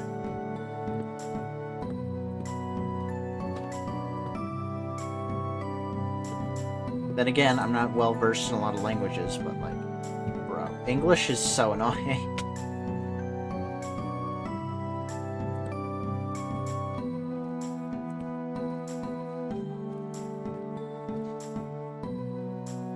Alright, I definitely need to go get some more soul torches before I finish this. Back to base we go.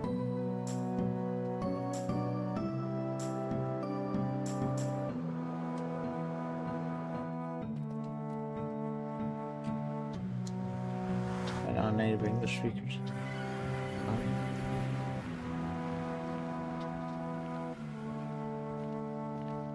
I mean, spelling's kind of just something that a lot of people don't know how to do anymore, I guess.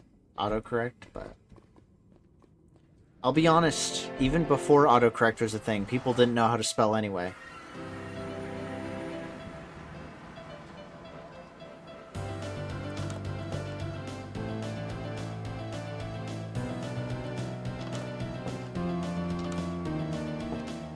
I'm here for soul sand and coal, so I can make more soul torches.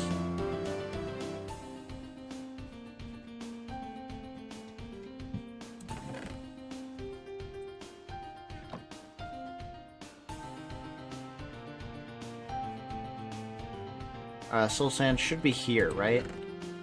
I only have 30 soul sand. I really need to get more soul sand here. I'm actually kind of upset now. Okay.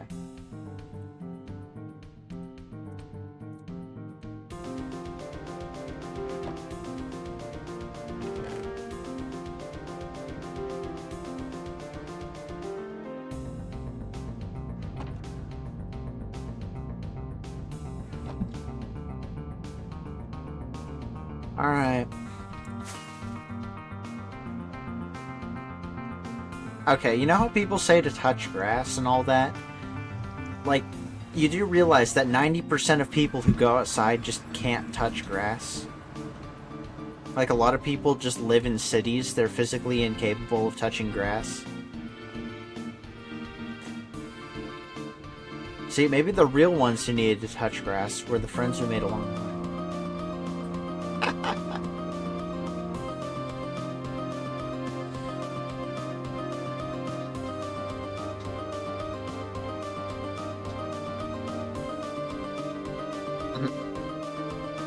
I will be real, like, I could just go outside and touch grass anytime I wanted to, but I don't because there's no reason to, because, like, you know, we have a yard, but, like, it's winter, why would I go outside?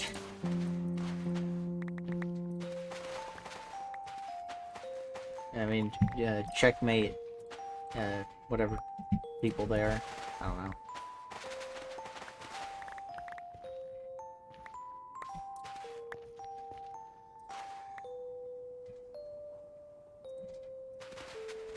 I'll just get some more sand. Why not?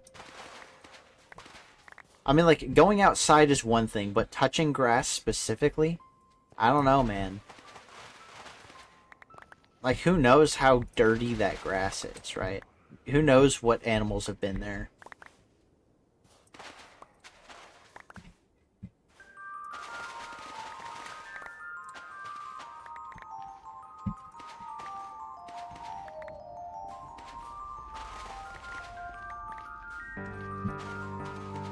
I will say, though, I actually have touched grass within, like, the last month just because I needed to mow the lawn. But technically, I've probably touched grass more recently than half the people who say to touch grass have. So, I'll consider that a win.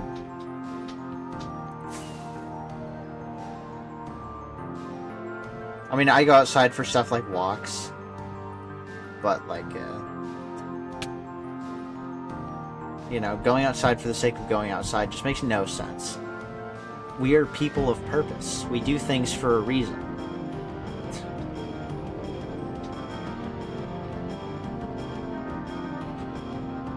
Don't really take walks.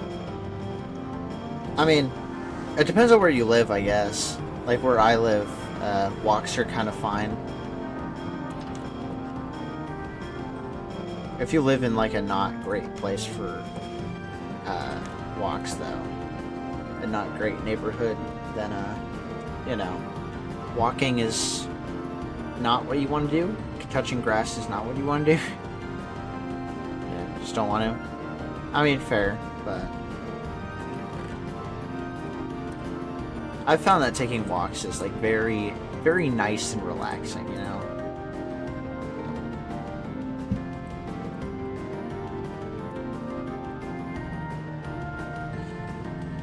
Alright, soul torches replenished.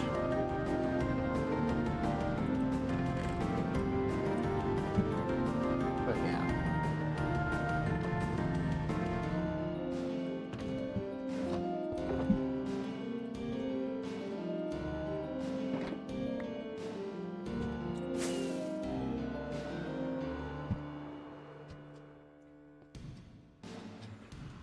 You relax when you play Minecraft? True. True. There are different things you can do to relax, though. So, you know, I, like, make music and stuff. Walks are great for, like, inspiration. Or if I just need to clear my head. But, yeah. Like, playing video games to relax. Like, a lot of people do that.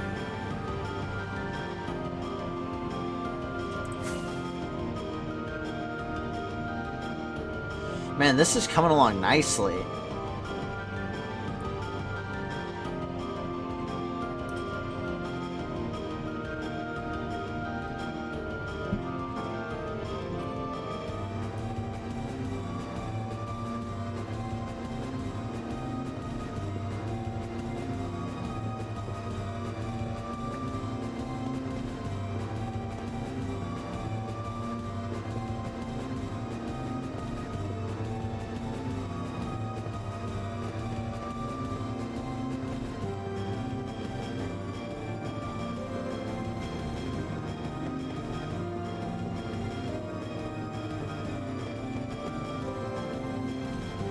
Oh, I need to be putting torches down, huh?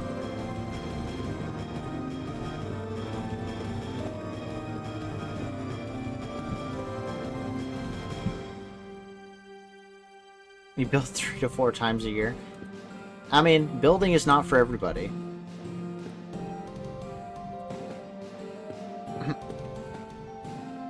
You know, I was thinking about it the other day, and you know how, like, everybody always gets mad at, like, the different kinds of Minecraft updates and what should or shouldn't be in an update?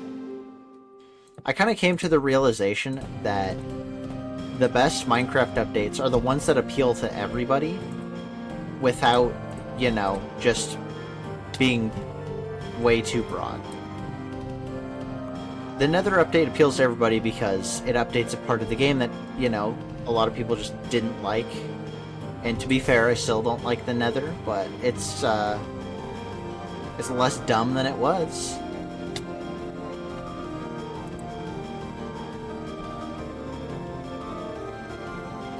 But, you know, some people build, some people speedrun, some people play on servers, some people, like, you know, just like to have normal playthroughs where they kill the dragon. Some people just like to have, I don't know, a 2-week cycle.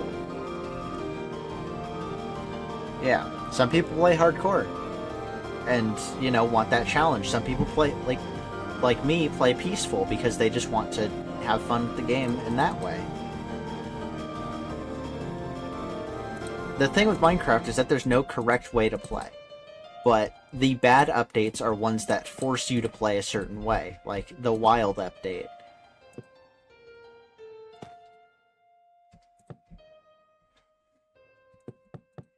Nobody wants to be told how to play a sandbox game. Or to be told how, like, you know, servers should be run, or what you should or shouldn't say on them. What should or shouldn't be in server content.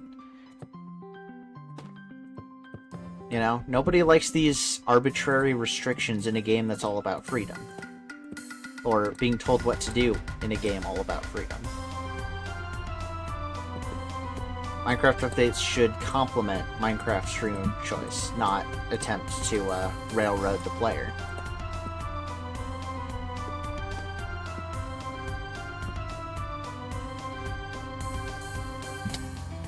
You know, I don't know what biome you wouldn't talk about in the Nether. My guess would probably be the Basalt Delta, but I like the Basalt Delta because it's easy to get Blackstone. But see, that's just another thing, you know? Like, right there. Preference of play. Some people like certain biomes, some people don't. I hate ancient cities with a passion. I think they're terrible and stupid and a bad addition to the game, but, you know, a lot of people like them. For some reason, they're, like, objectively wrong, but whatever.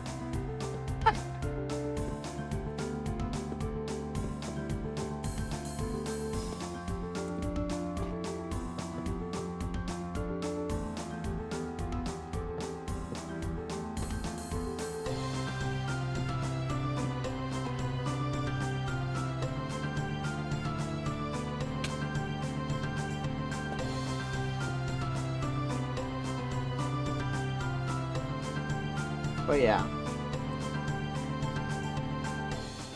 As somebody very invested in game design, I love analyzing how people react to different things in games.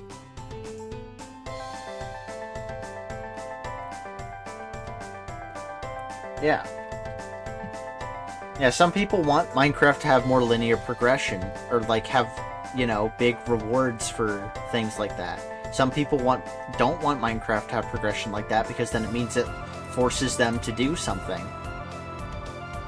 You know? A lot of people don't like the stuff you get from the end because they think that it's overpowered. Some people don't like it because, you know, they don't think you get enough reward, which, really, the shulker boxes and elytra are not a big enough reward. The two most overpowered items in the game are not enough reward. Like, some people like combat, and they hated when netherite got added. But, as a casual player, I love netherite, because it means I can mine stuff faster.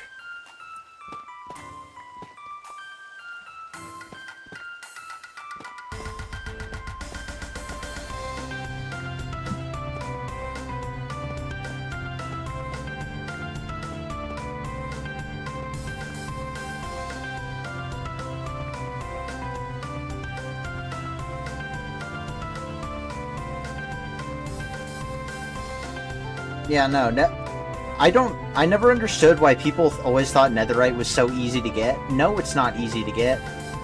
My brother never goes for netherite because it's so much of a grind. You just have a billion hours on your hands that you can spend grinding netherite.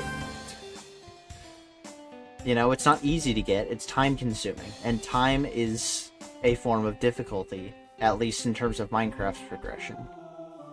But, there's like, no, I want to fight, like, the warden to get big rewards or something. It's like, why? Why would you do that to every single other person who plays this game?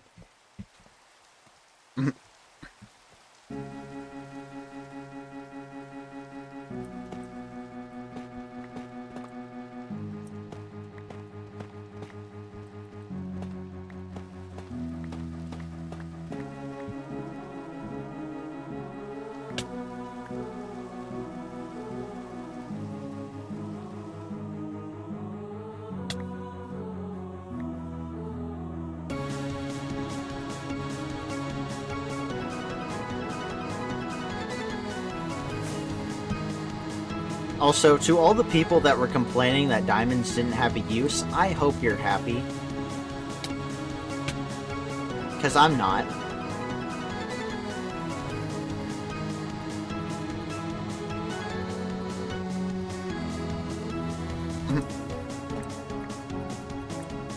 Technically, the warden drops, what is it? Skulk, catalysts? Is it Skulk catalysts, or is it sensors?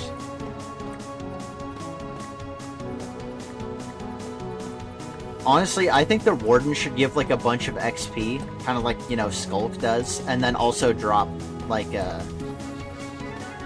you know, the catalyst, and then maybe some skulk blocks or echo shards or something.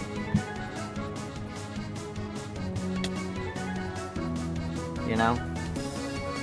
The Warden not giving a lot of XP is very weird to me, because Skulk is themed around giving XP.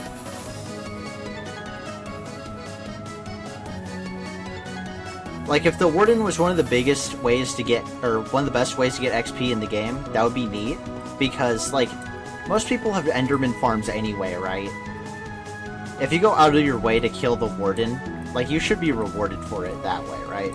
It fits into Skulk's theming as well. Maybe also drop some Echo Shards and give those an additional use. Because, like, who the heck cares about the recovery compass?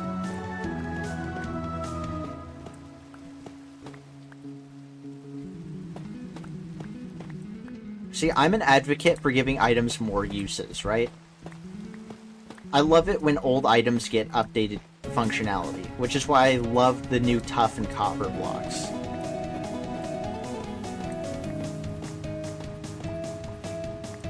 Updating old things with new ideas is what an update should, like, also do, in addition to introducing new stuff. This new stuff should be tied to the old stuff somehow. Could be a unique item. I don't know if I would want the Warden to drop a unique item, just because that would make it so that you kind of...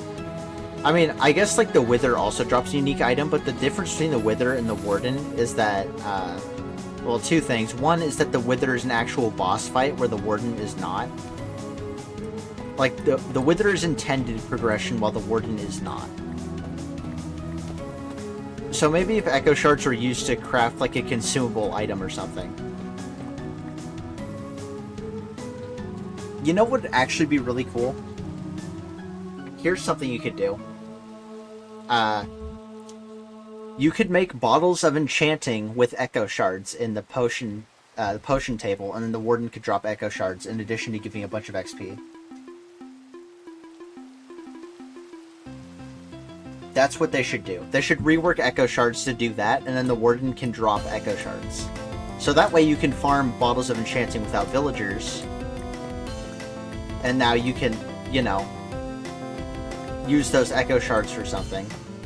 And bottles of enchanting are useful in addition to having XP, because a lot of people use bottles of enchanting to repair armor on the fly, or to repair tools on the fly. Which, again, fits into the Skulk theming, because, you know, Skulk is themed around XP. It all fits together. It's all thematically relevant. Look at that. And also, it adds another thing to potions, which are another system that could use some more items added to it. Like, I love that they added the new, like, weaving and oozing potions. Like, more of that. Why can we not get bottles of enchanting? Like, come on. That would just be fun. And it's completely optional as well, because if you really want to, you could just get them from villagers. But if you don't want to exploit villagers, or you just want to get them in a different way... I mean, automated Warden farms... You could literally automate bottles of enchanting farms with Wardens. You could literally do that. Like, Redstone players would love that.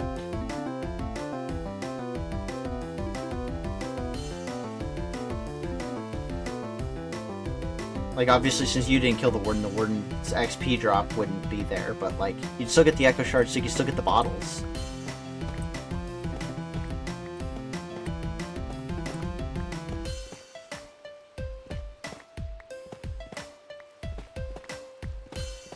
There should also be a way, I think, to make Skulk Shriekers able to be, like, active Skulk Shriekers, you know?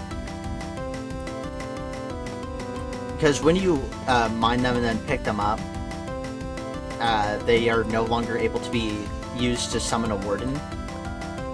So, you know, if there was a way to make it so that you could summon the Warden anywhere, maybe that could be the unique drop for the Warden. It's like a specific type of Shrieker, or an item that you could craft with the Shrieker, so you could summon the Warden anywhere. Like, that's a cool reward, right? Like, you've proven your mastery over the Warden, so you know, it's no longer confined to the deep dark. You can now, like, summon wardens, almost. Dude, look at this. The Echo Shard thing would not be very hard to implement, either. Like, they could literally just add that in a random drop tomorrow. Like, come on. It's just an additional feature. It's not locking anything unique behind the Warden, except for, you know, the ability to spawn more Wardens, but if you're messing around with the Warden, you're probably gonna kill one anyway, right? So it's something, like, uniquely progression-based, but also tied specifically to the Warden, so it doesn't interfere with other systems in the game and make you feel like you're missing out. So it rewards players who like messing around with the Warden, while also not, you know, making players who don't kill the Warden feel like they're missing out on something.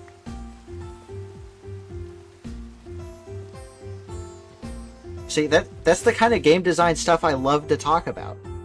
Look at me go right there.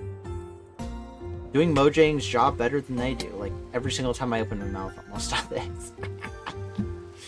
I've had so many specific ideas for what they could do to just improve the game in small ways. But, you know, whatever. I'm just some cat on the internet. Nobody's gonna listen to my ideas and actually, like, implement them, but whatever.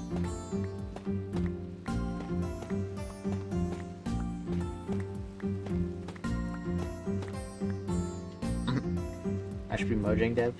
Dude, I am, like, the ideas guy. Like, whenever it comes to anything, I am the ideas guy. That's just my role in society, I guess.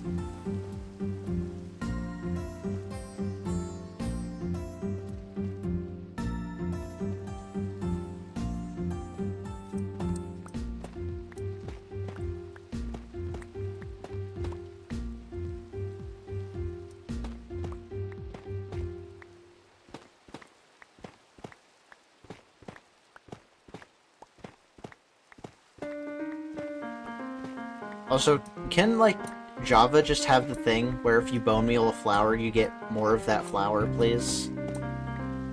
Like, that was one of my favorite features in Bedrock. Like, I used that all the time.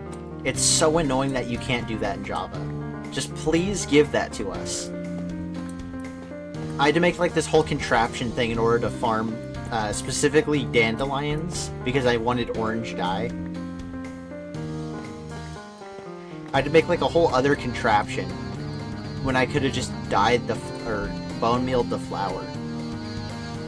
You do it with the tall flowers? Yeah, but you can't do it with, like, you know, orange tulip.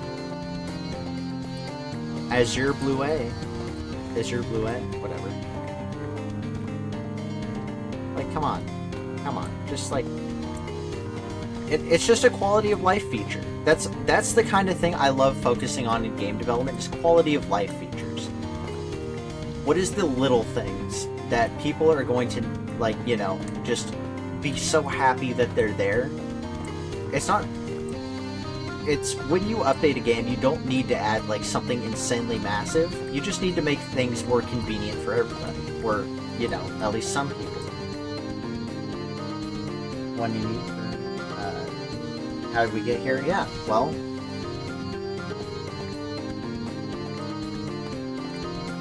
another reason to add it to the list.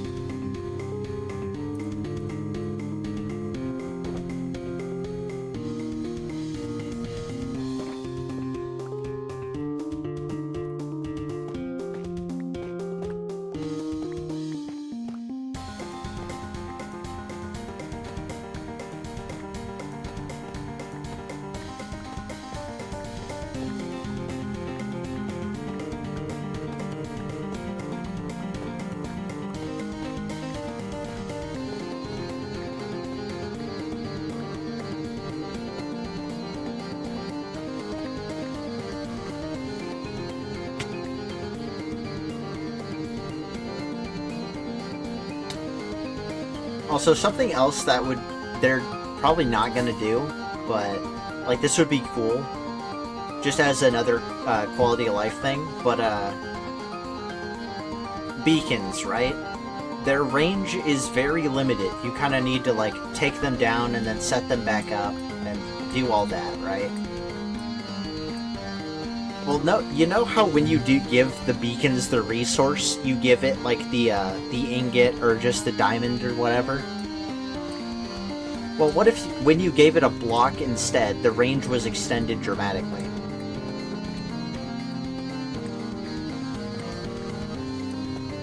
Like, that's just a quality of life feature right there, you know? It costs more resources, but you get more of a reward out of it. And you still need to, you know, take it down and move it, because it's not going to cover, like, everything. But it's going to be a significant range increase, so it's just going to be more convenient. I mean, it would be cool if different blocks would give different radiuses, but I don't know how you would balance that, because I don't know where emeralds would fall in that. Because, like, the obvious progression of iron to diamond, or iron to netherite, is there. Like, iron, gold, diamond, netherite, but I don't know where emerald would fall, because emeralds are kind of a weird thing. So, I don't know if I'd want it to be like all of them give different radiuses, but that's also like a good idea, kind of. No. Yeah, no. I do think it would be funny if there was an advancement for having a block of netherite.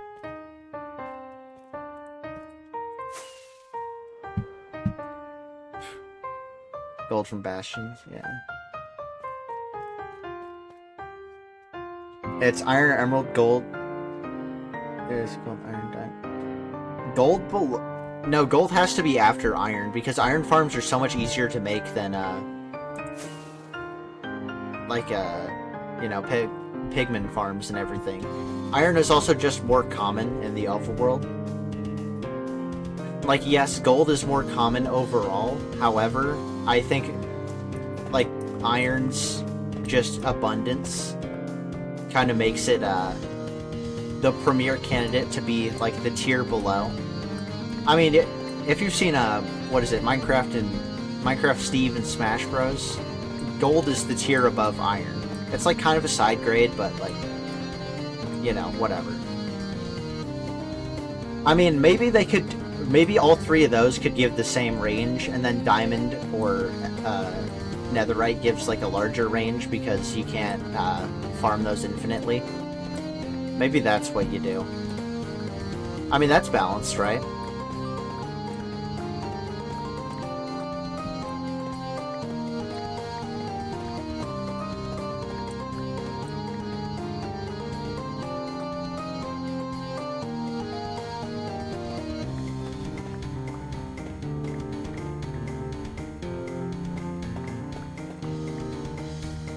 Plus, it's still a beacon. You're still gonna have to move it if you want to use it for, like, mining purposes.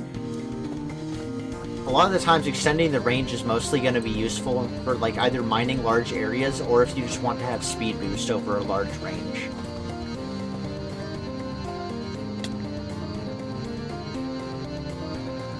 You can farm netherite infinitely? How? What, do you just, like, reload nether chunks somehow?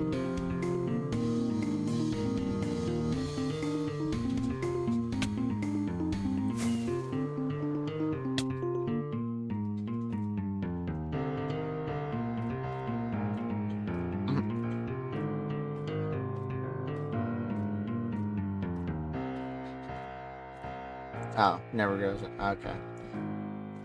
Well, it's still effort.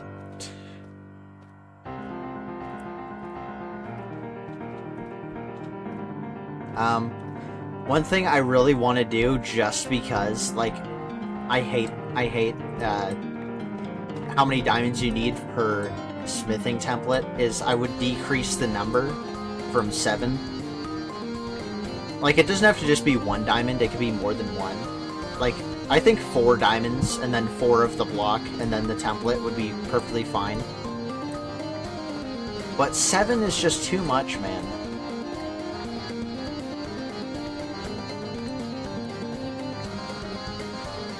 I don't know, because especially on like servers where there's a lot of people and you know people want customization and things like that,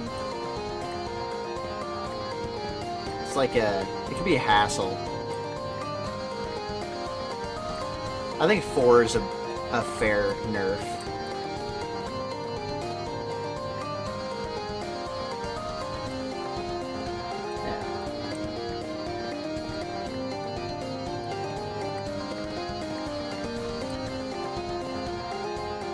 See, the thing with the 7 diamond price tag is that it disincentivizes experimentation with using the templates, right? I'm not against the templates being consumables. I am just against how much it hurts experimentation for inexperienced players. If you have not messed around with templates before, like that's a 7 diamond tax just to check out how it looks on your armor. Yeah, but not everybody's going to use that. See, when you make a game, you should not expect players to have to go to external resources. That's why I like structures like the Ruin Portal.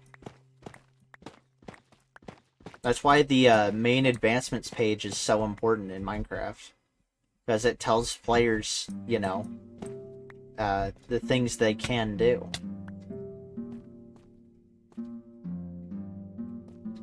And the things that they should be looking for. So, yeah. I think lowering the amount of diamonds is just convenient for, you know, less grindy players. Because you've heard of the 2-week cycle, right? A lot of people just play Minecraft for like a short period of time and they get bored and they move on. Well, you don't want people to be as bored, then, like, maybe not decrease the grind, but, like, just help them out in small ways. Small ways to make things easier or more convenient without making them necessarily less fun to explore. Because you still need to find all the templates. It's not like you're getting handed this stuff for free. There's still cool rewards.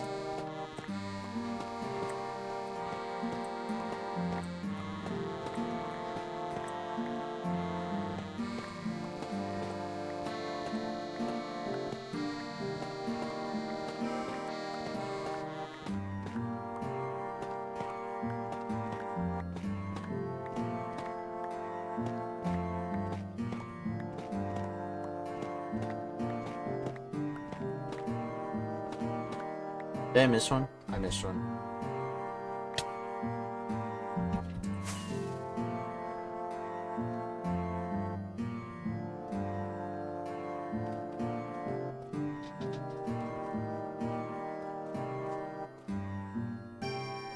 Now the 2-week cycle refers to some like group of people starting a server for like 2 weeks and then they get bored.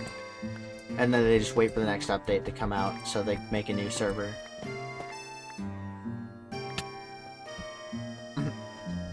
What I found, though, is that people who play Minecraft a lot realize that making a new file every time is, you know, kind of boring, because you're doing the same thing every time, just in a different place.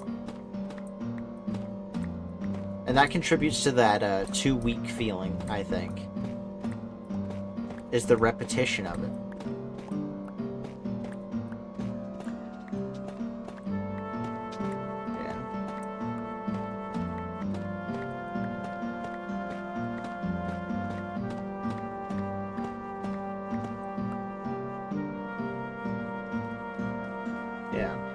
I don't necessarily think we need to tell people to play the game differently, because you can't really tell people how to play the game, otherwise it'll make them upset. I mean, I talked about that earlier. But, there's a fine balance to be struck between,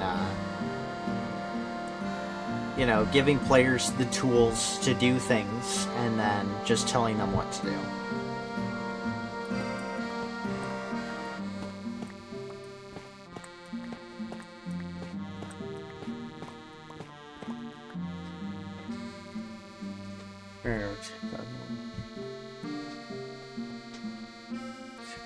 Yeah, but speedrunning's different, you know? You're not planning to play on those worlds long term, or planning to like set up a base or anything.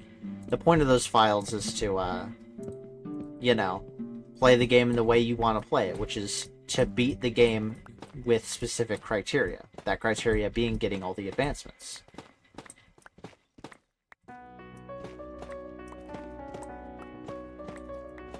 And you know what? That's a perfectly valid way to play the game.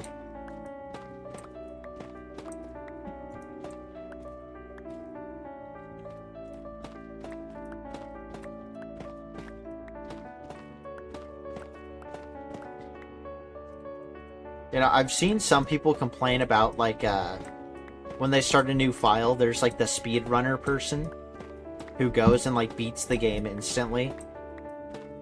And then, like, you know, is running around with, like, a elytra and shulker boxes and stuff. And it's like, you know, you can choose whether or not to engage with those mechanics. Yes, it can be annoying that somebody went and fought the dragon without you, without asking for your permission. That's kind of a jerk move, but, like,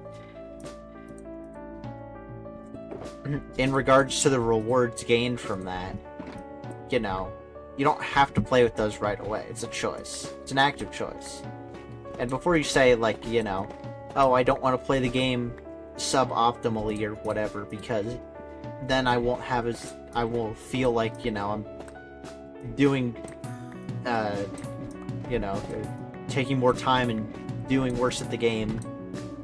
Like, I'm sorry, but that's literally a personal problem. Like, you cannot control the actions of other people, and you should not let them, like, affect how you play in terms of, like, an enjoyment sense. Minecraft is a game about freedom, and part of that freedom is freedom to choose how you progress, when you progress, and how much progression means to you. Like, some players never go for netherite. Some players don't even go for diamond. They're just hanging out with iron stuff. Some people like to use horses. Some people like to build minecart rails. Some people, you know, use an elytra a lot of the time, and then sometimes just use other modes of transportation other times because they feel like it. Freedom of choice. Restricting other people's options is a bad idea. Just because you don't like it. You know? That's why even though I despise the Warden in the Deep Dark, I would never remove it from the game. Because that would be actively taking away from someone else's enjoyment for selfish reasons. And that's just not how you play a game. Or it shouldn't be how you play a game. It shouldn't be how you think about game design. It's like... it's antithetical to the freedom of Minecraft.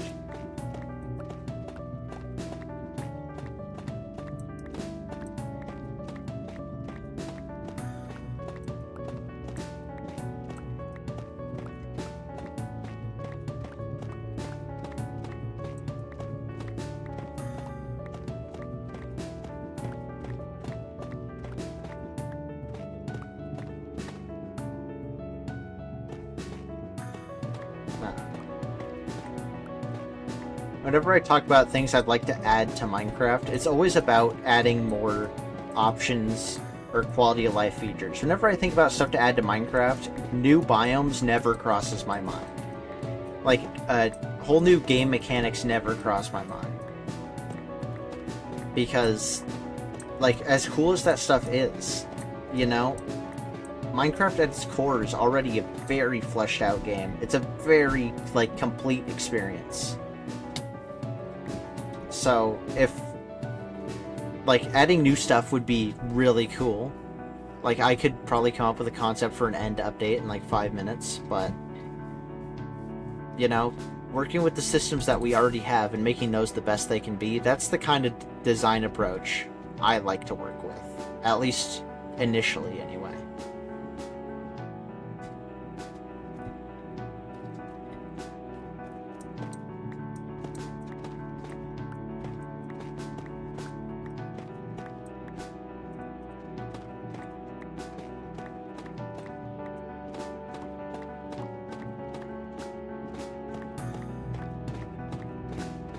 Yeah, it's like small stuff, like making the Warden have a useful drop. Or, you know, different kinds of wolves. Making hats have dyeable collars, giving the fletching table a use after like 6+ years. It's been even longer than 6 years now. It's been like almost 10. I hate this game. I hate this.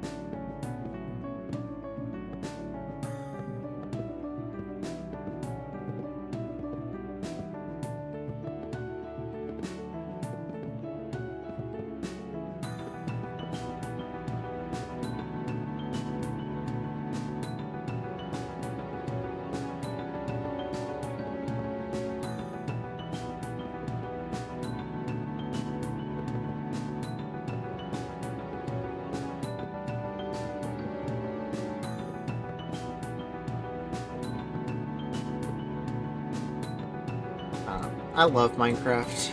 I just want this game to be the best it can be, and for as many people to enjoy it as possible.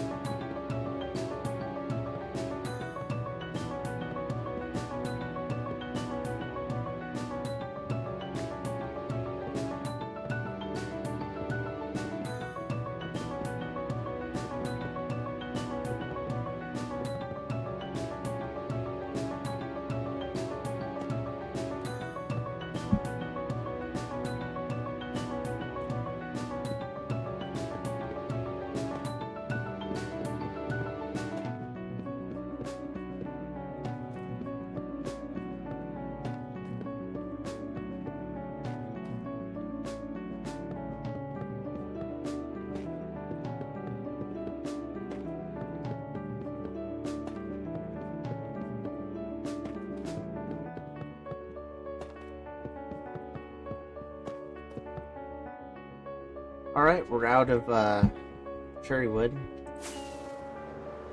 It's time to cut down some trees. It looks like most of them have grown. Very convenient.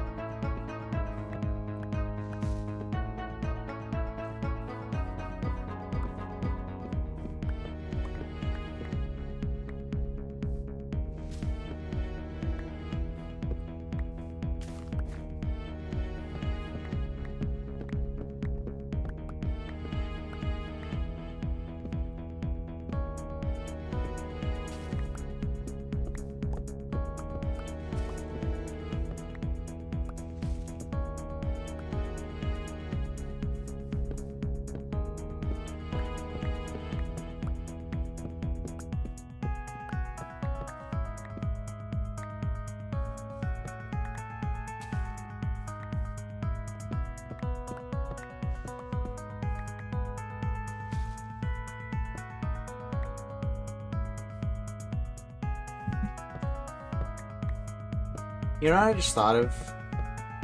You know how armadillos only drop their scales when you brush them? Why don't they work like sheep again? Because, you know, sheep only give like a high amount of wool if you shear them, and then that also leaves the sheep alive so it can give you more wool later. Why didn't they just do the same thing with the armadillo? Like, have it drop the things on death, but like, also, you could just get more in an infinite supply from brushing them. Like, it incentivizes players to keep them alive, but also, you know, if you kill them, you still get the thing. Like, you know, how mobs work.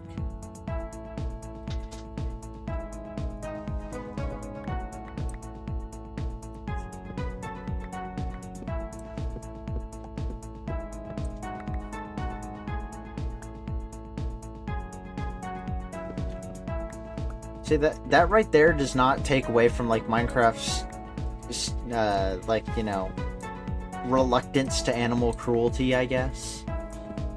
But also, it, you know, still falls in line with previous game mechanics that have been in-game and established since, like, what, 2011? –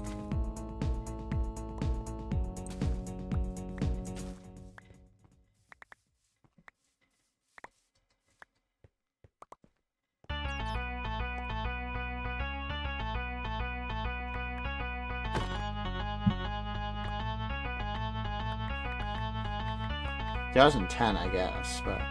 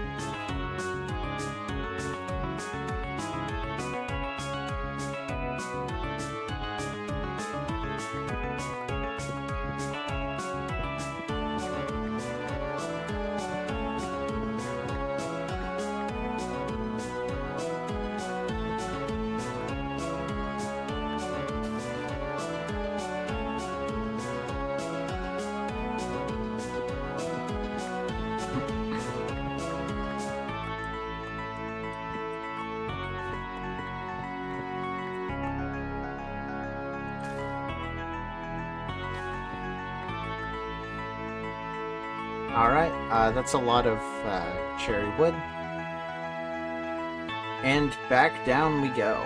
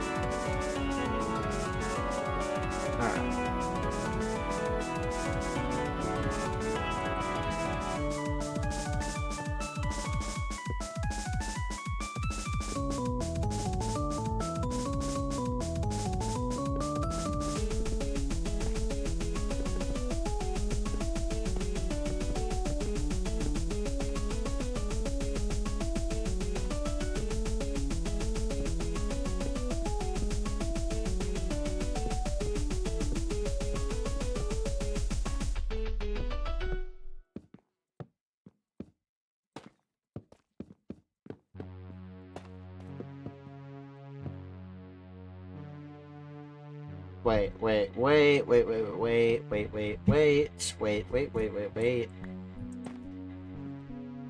I'm too off somehow. Oh, that's why, over there.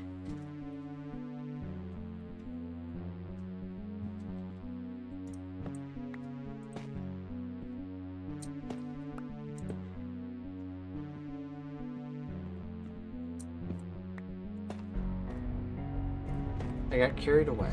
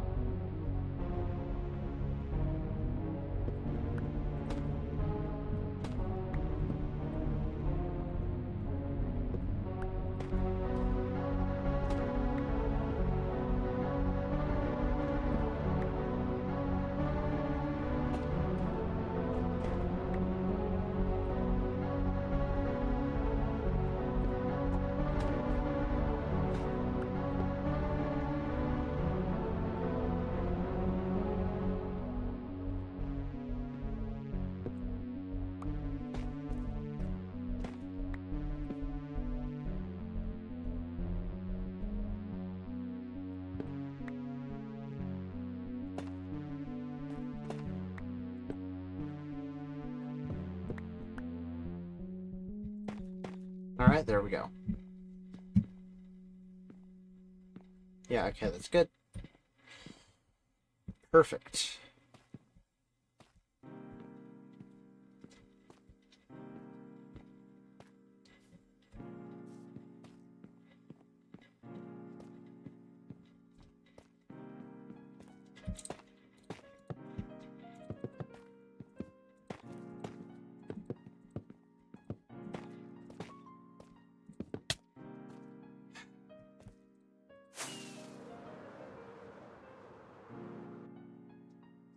Can't believe that worked, actually.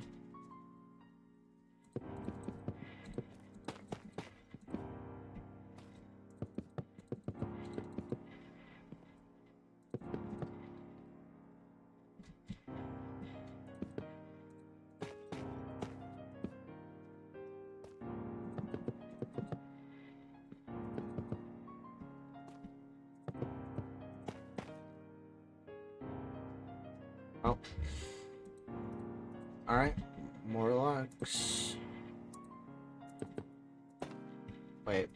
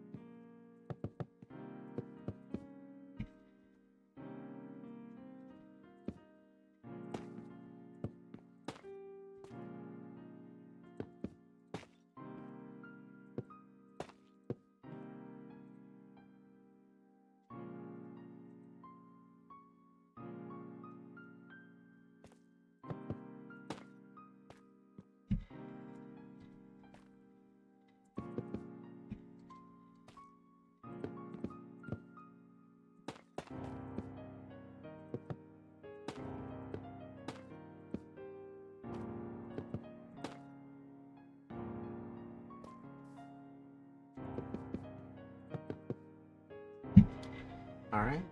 Yeah.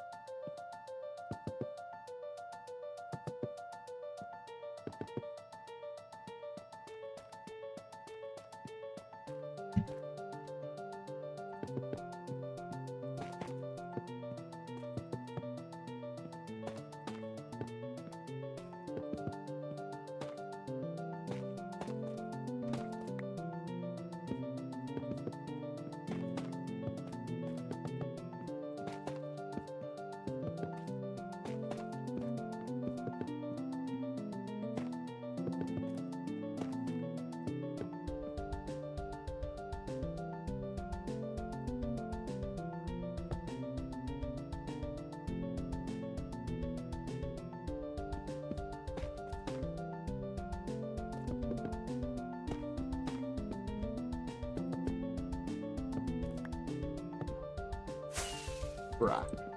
Bruh, what am I doing? I'm so dumb.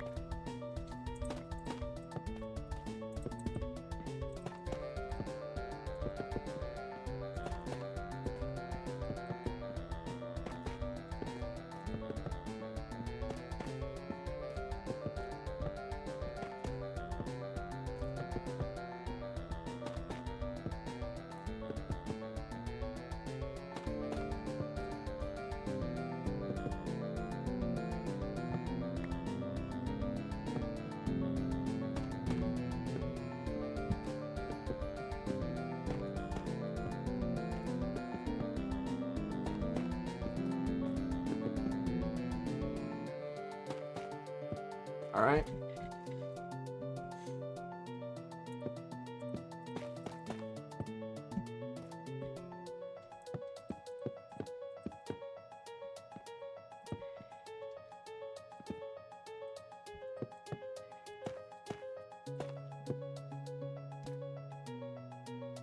Alright, gotta play this like somewhat safe.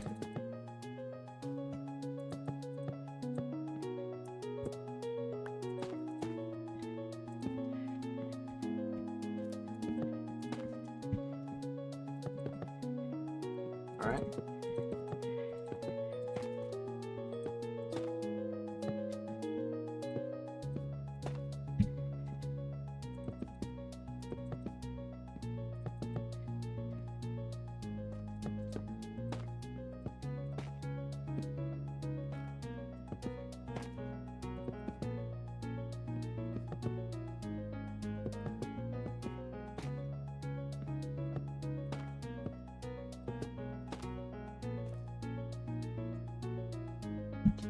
I'm out again? Dude, just give me, like, the full thing. Come on.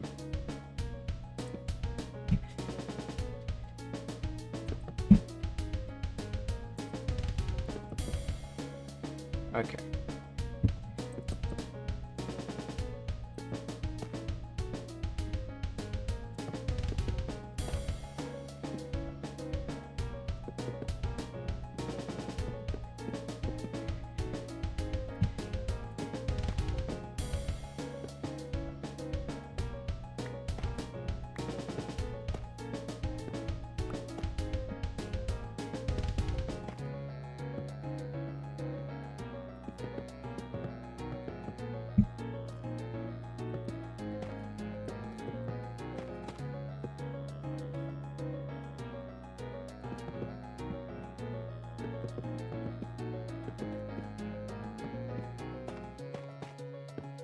Alright.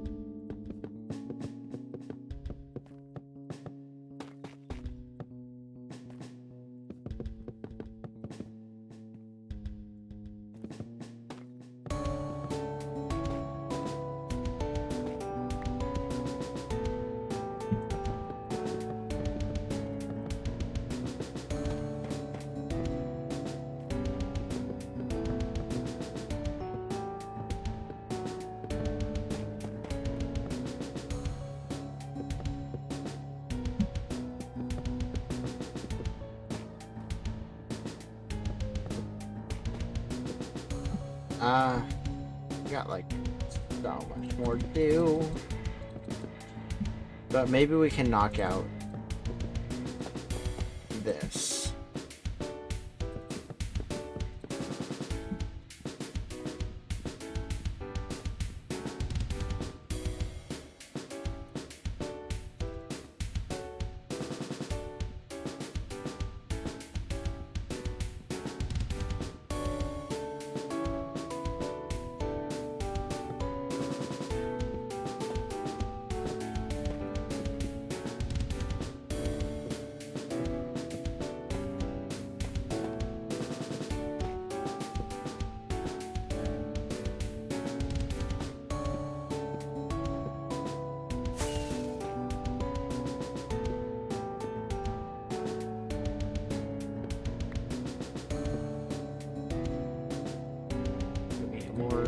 did.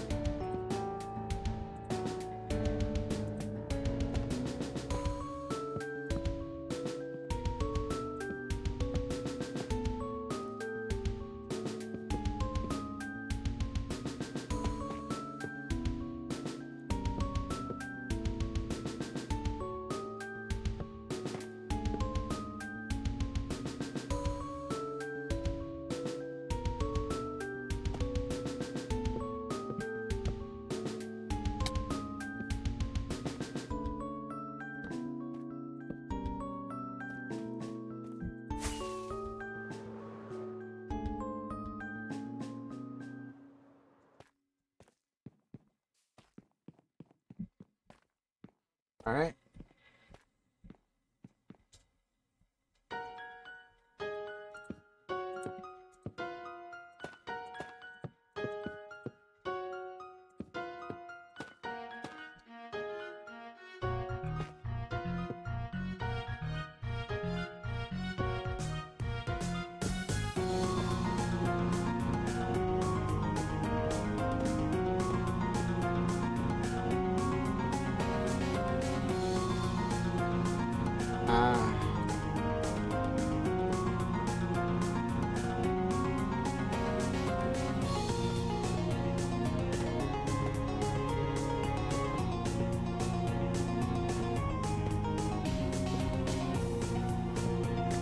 Give me that.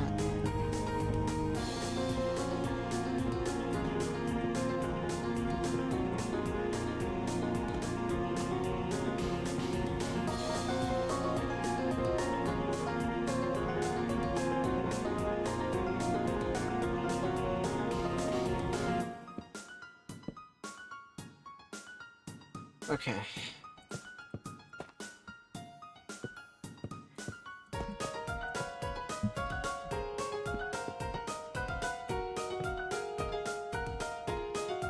Give me that.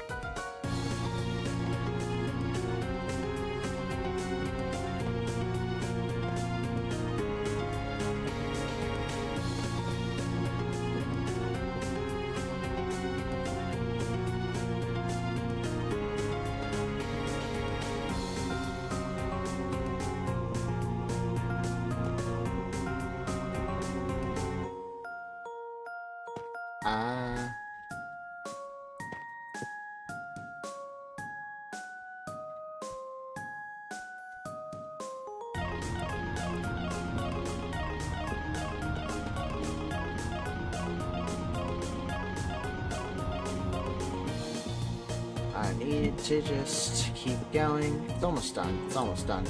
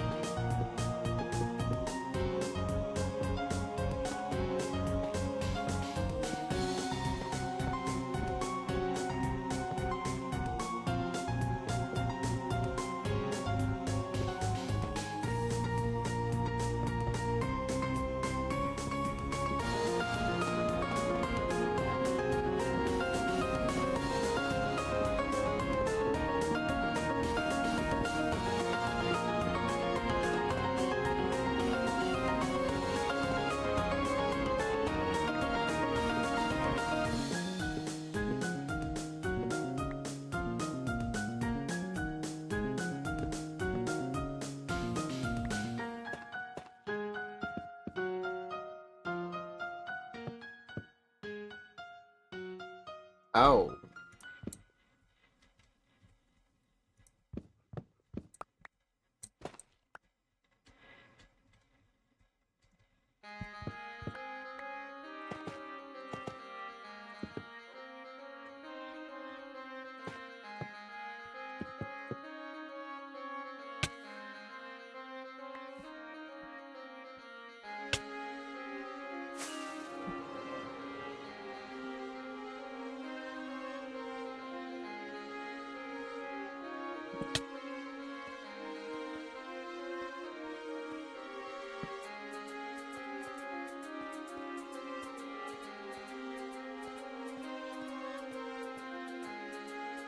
Alright, have we got everything covered?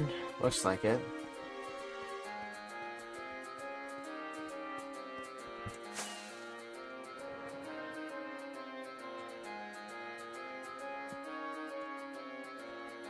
Why was it when I went out of crouch I instantly fell? That shouldn't be how it works.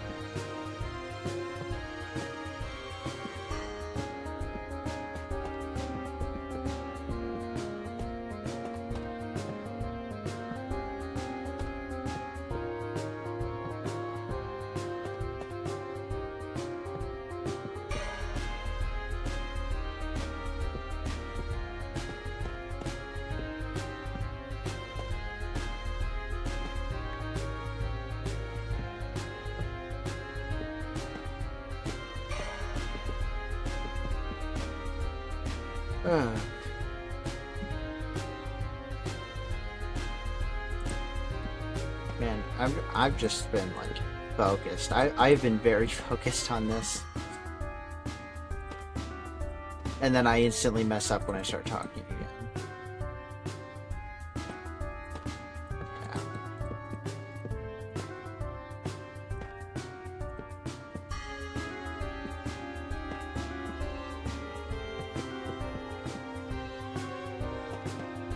What? How? What?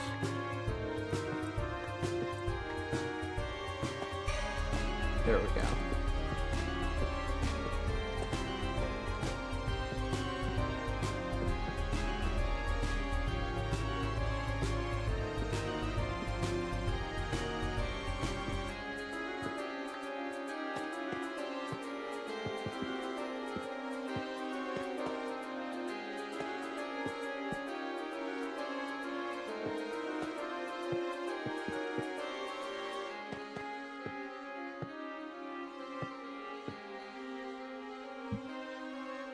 Just convert the last of these.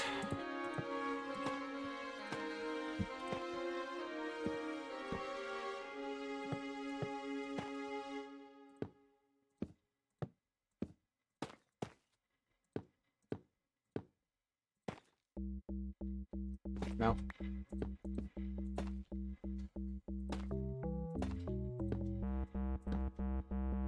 Very fitting that this is the last song.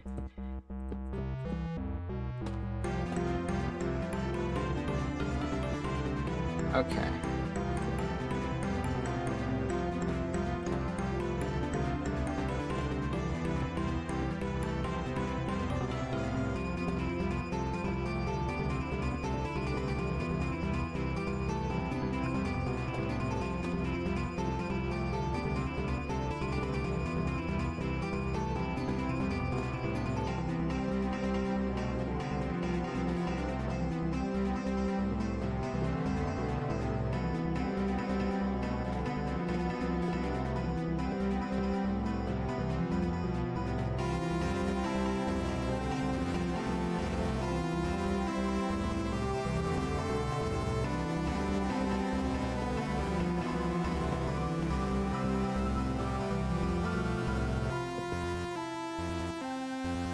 I'm almost there.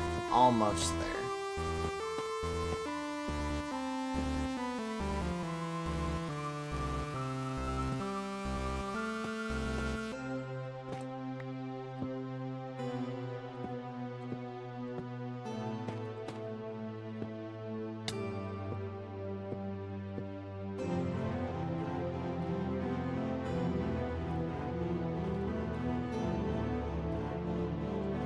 There. Goes there. It goes there. Goes there.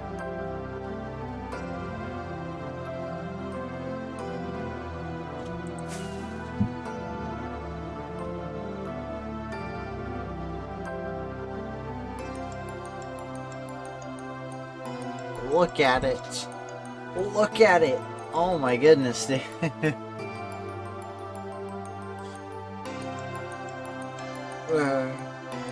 Now we gotta replace all those tough bricks down there. Oh, joy. Oh, joy. Heck do I even do next time? I guess I work down to the pit.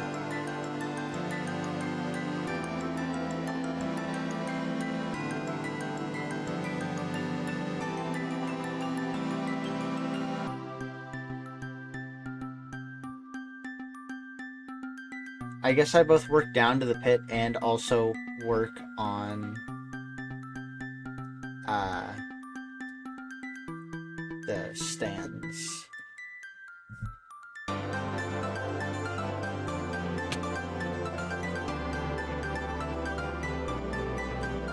Alright.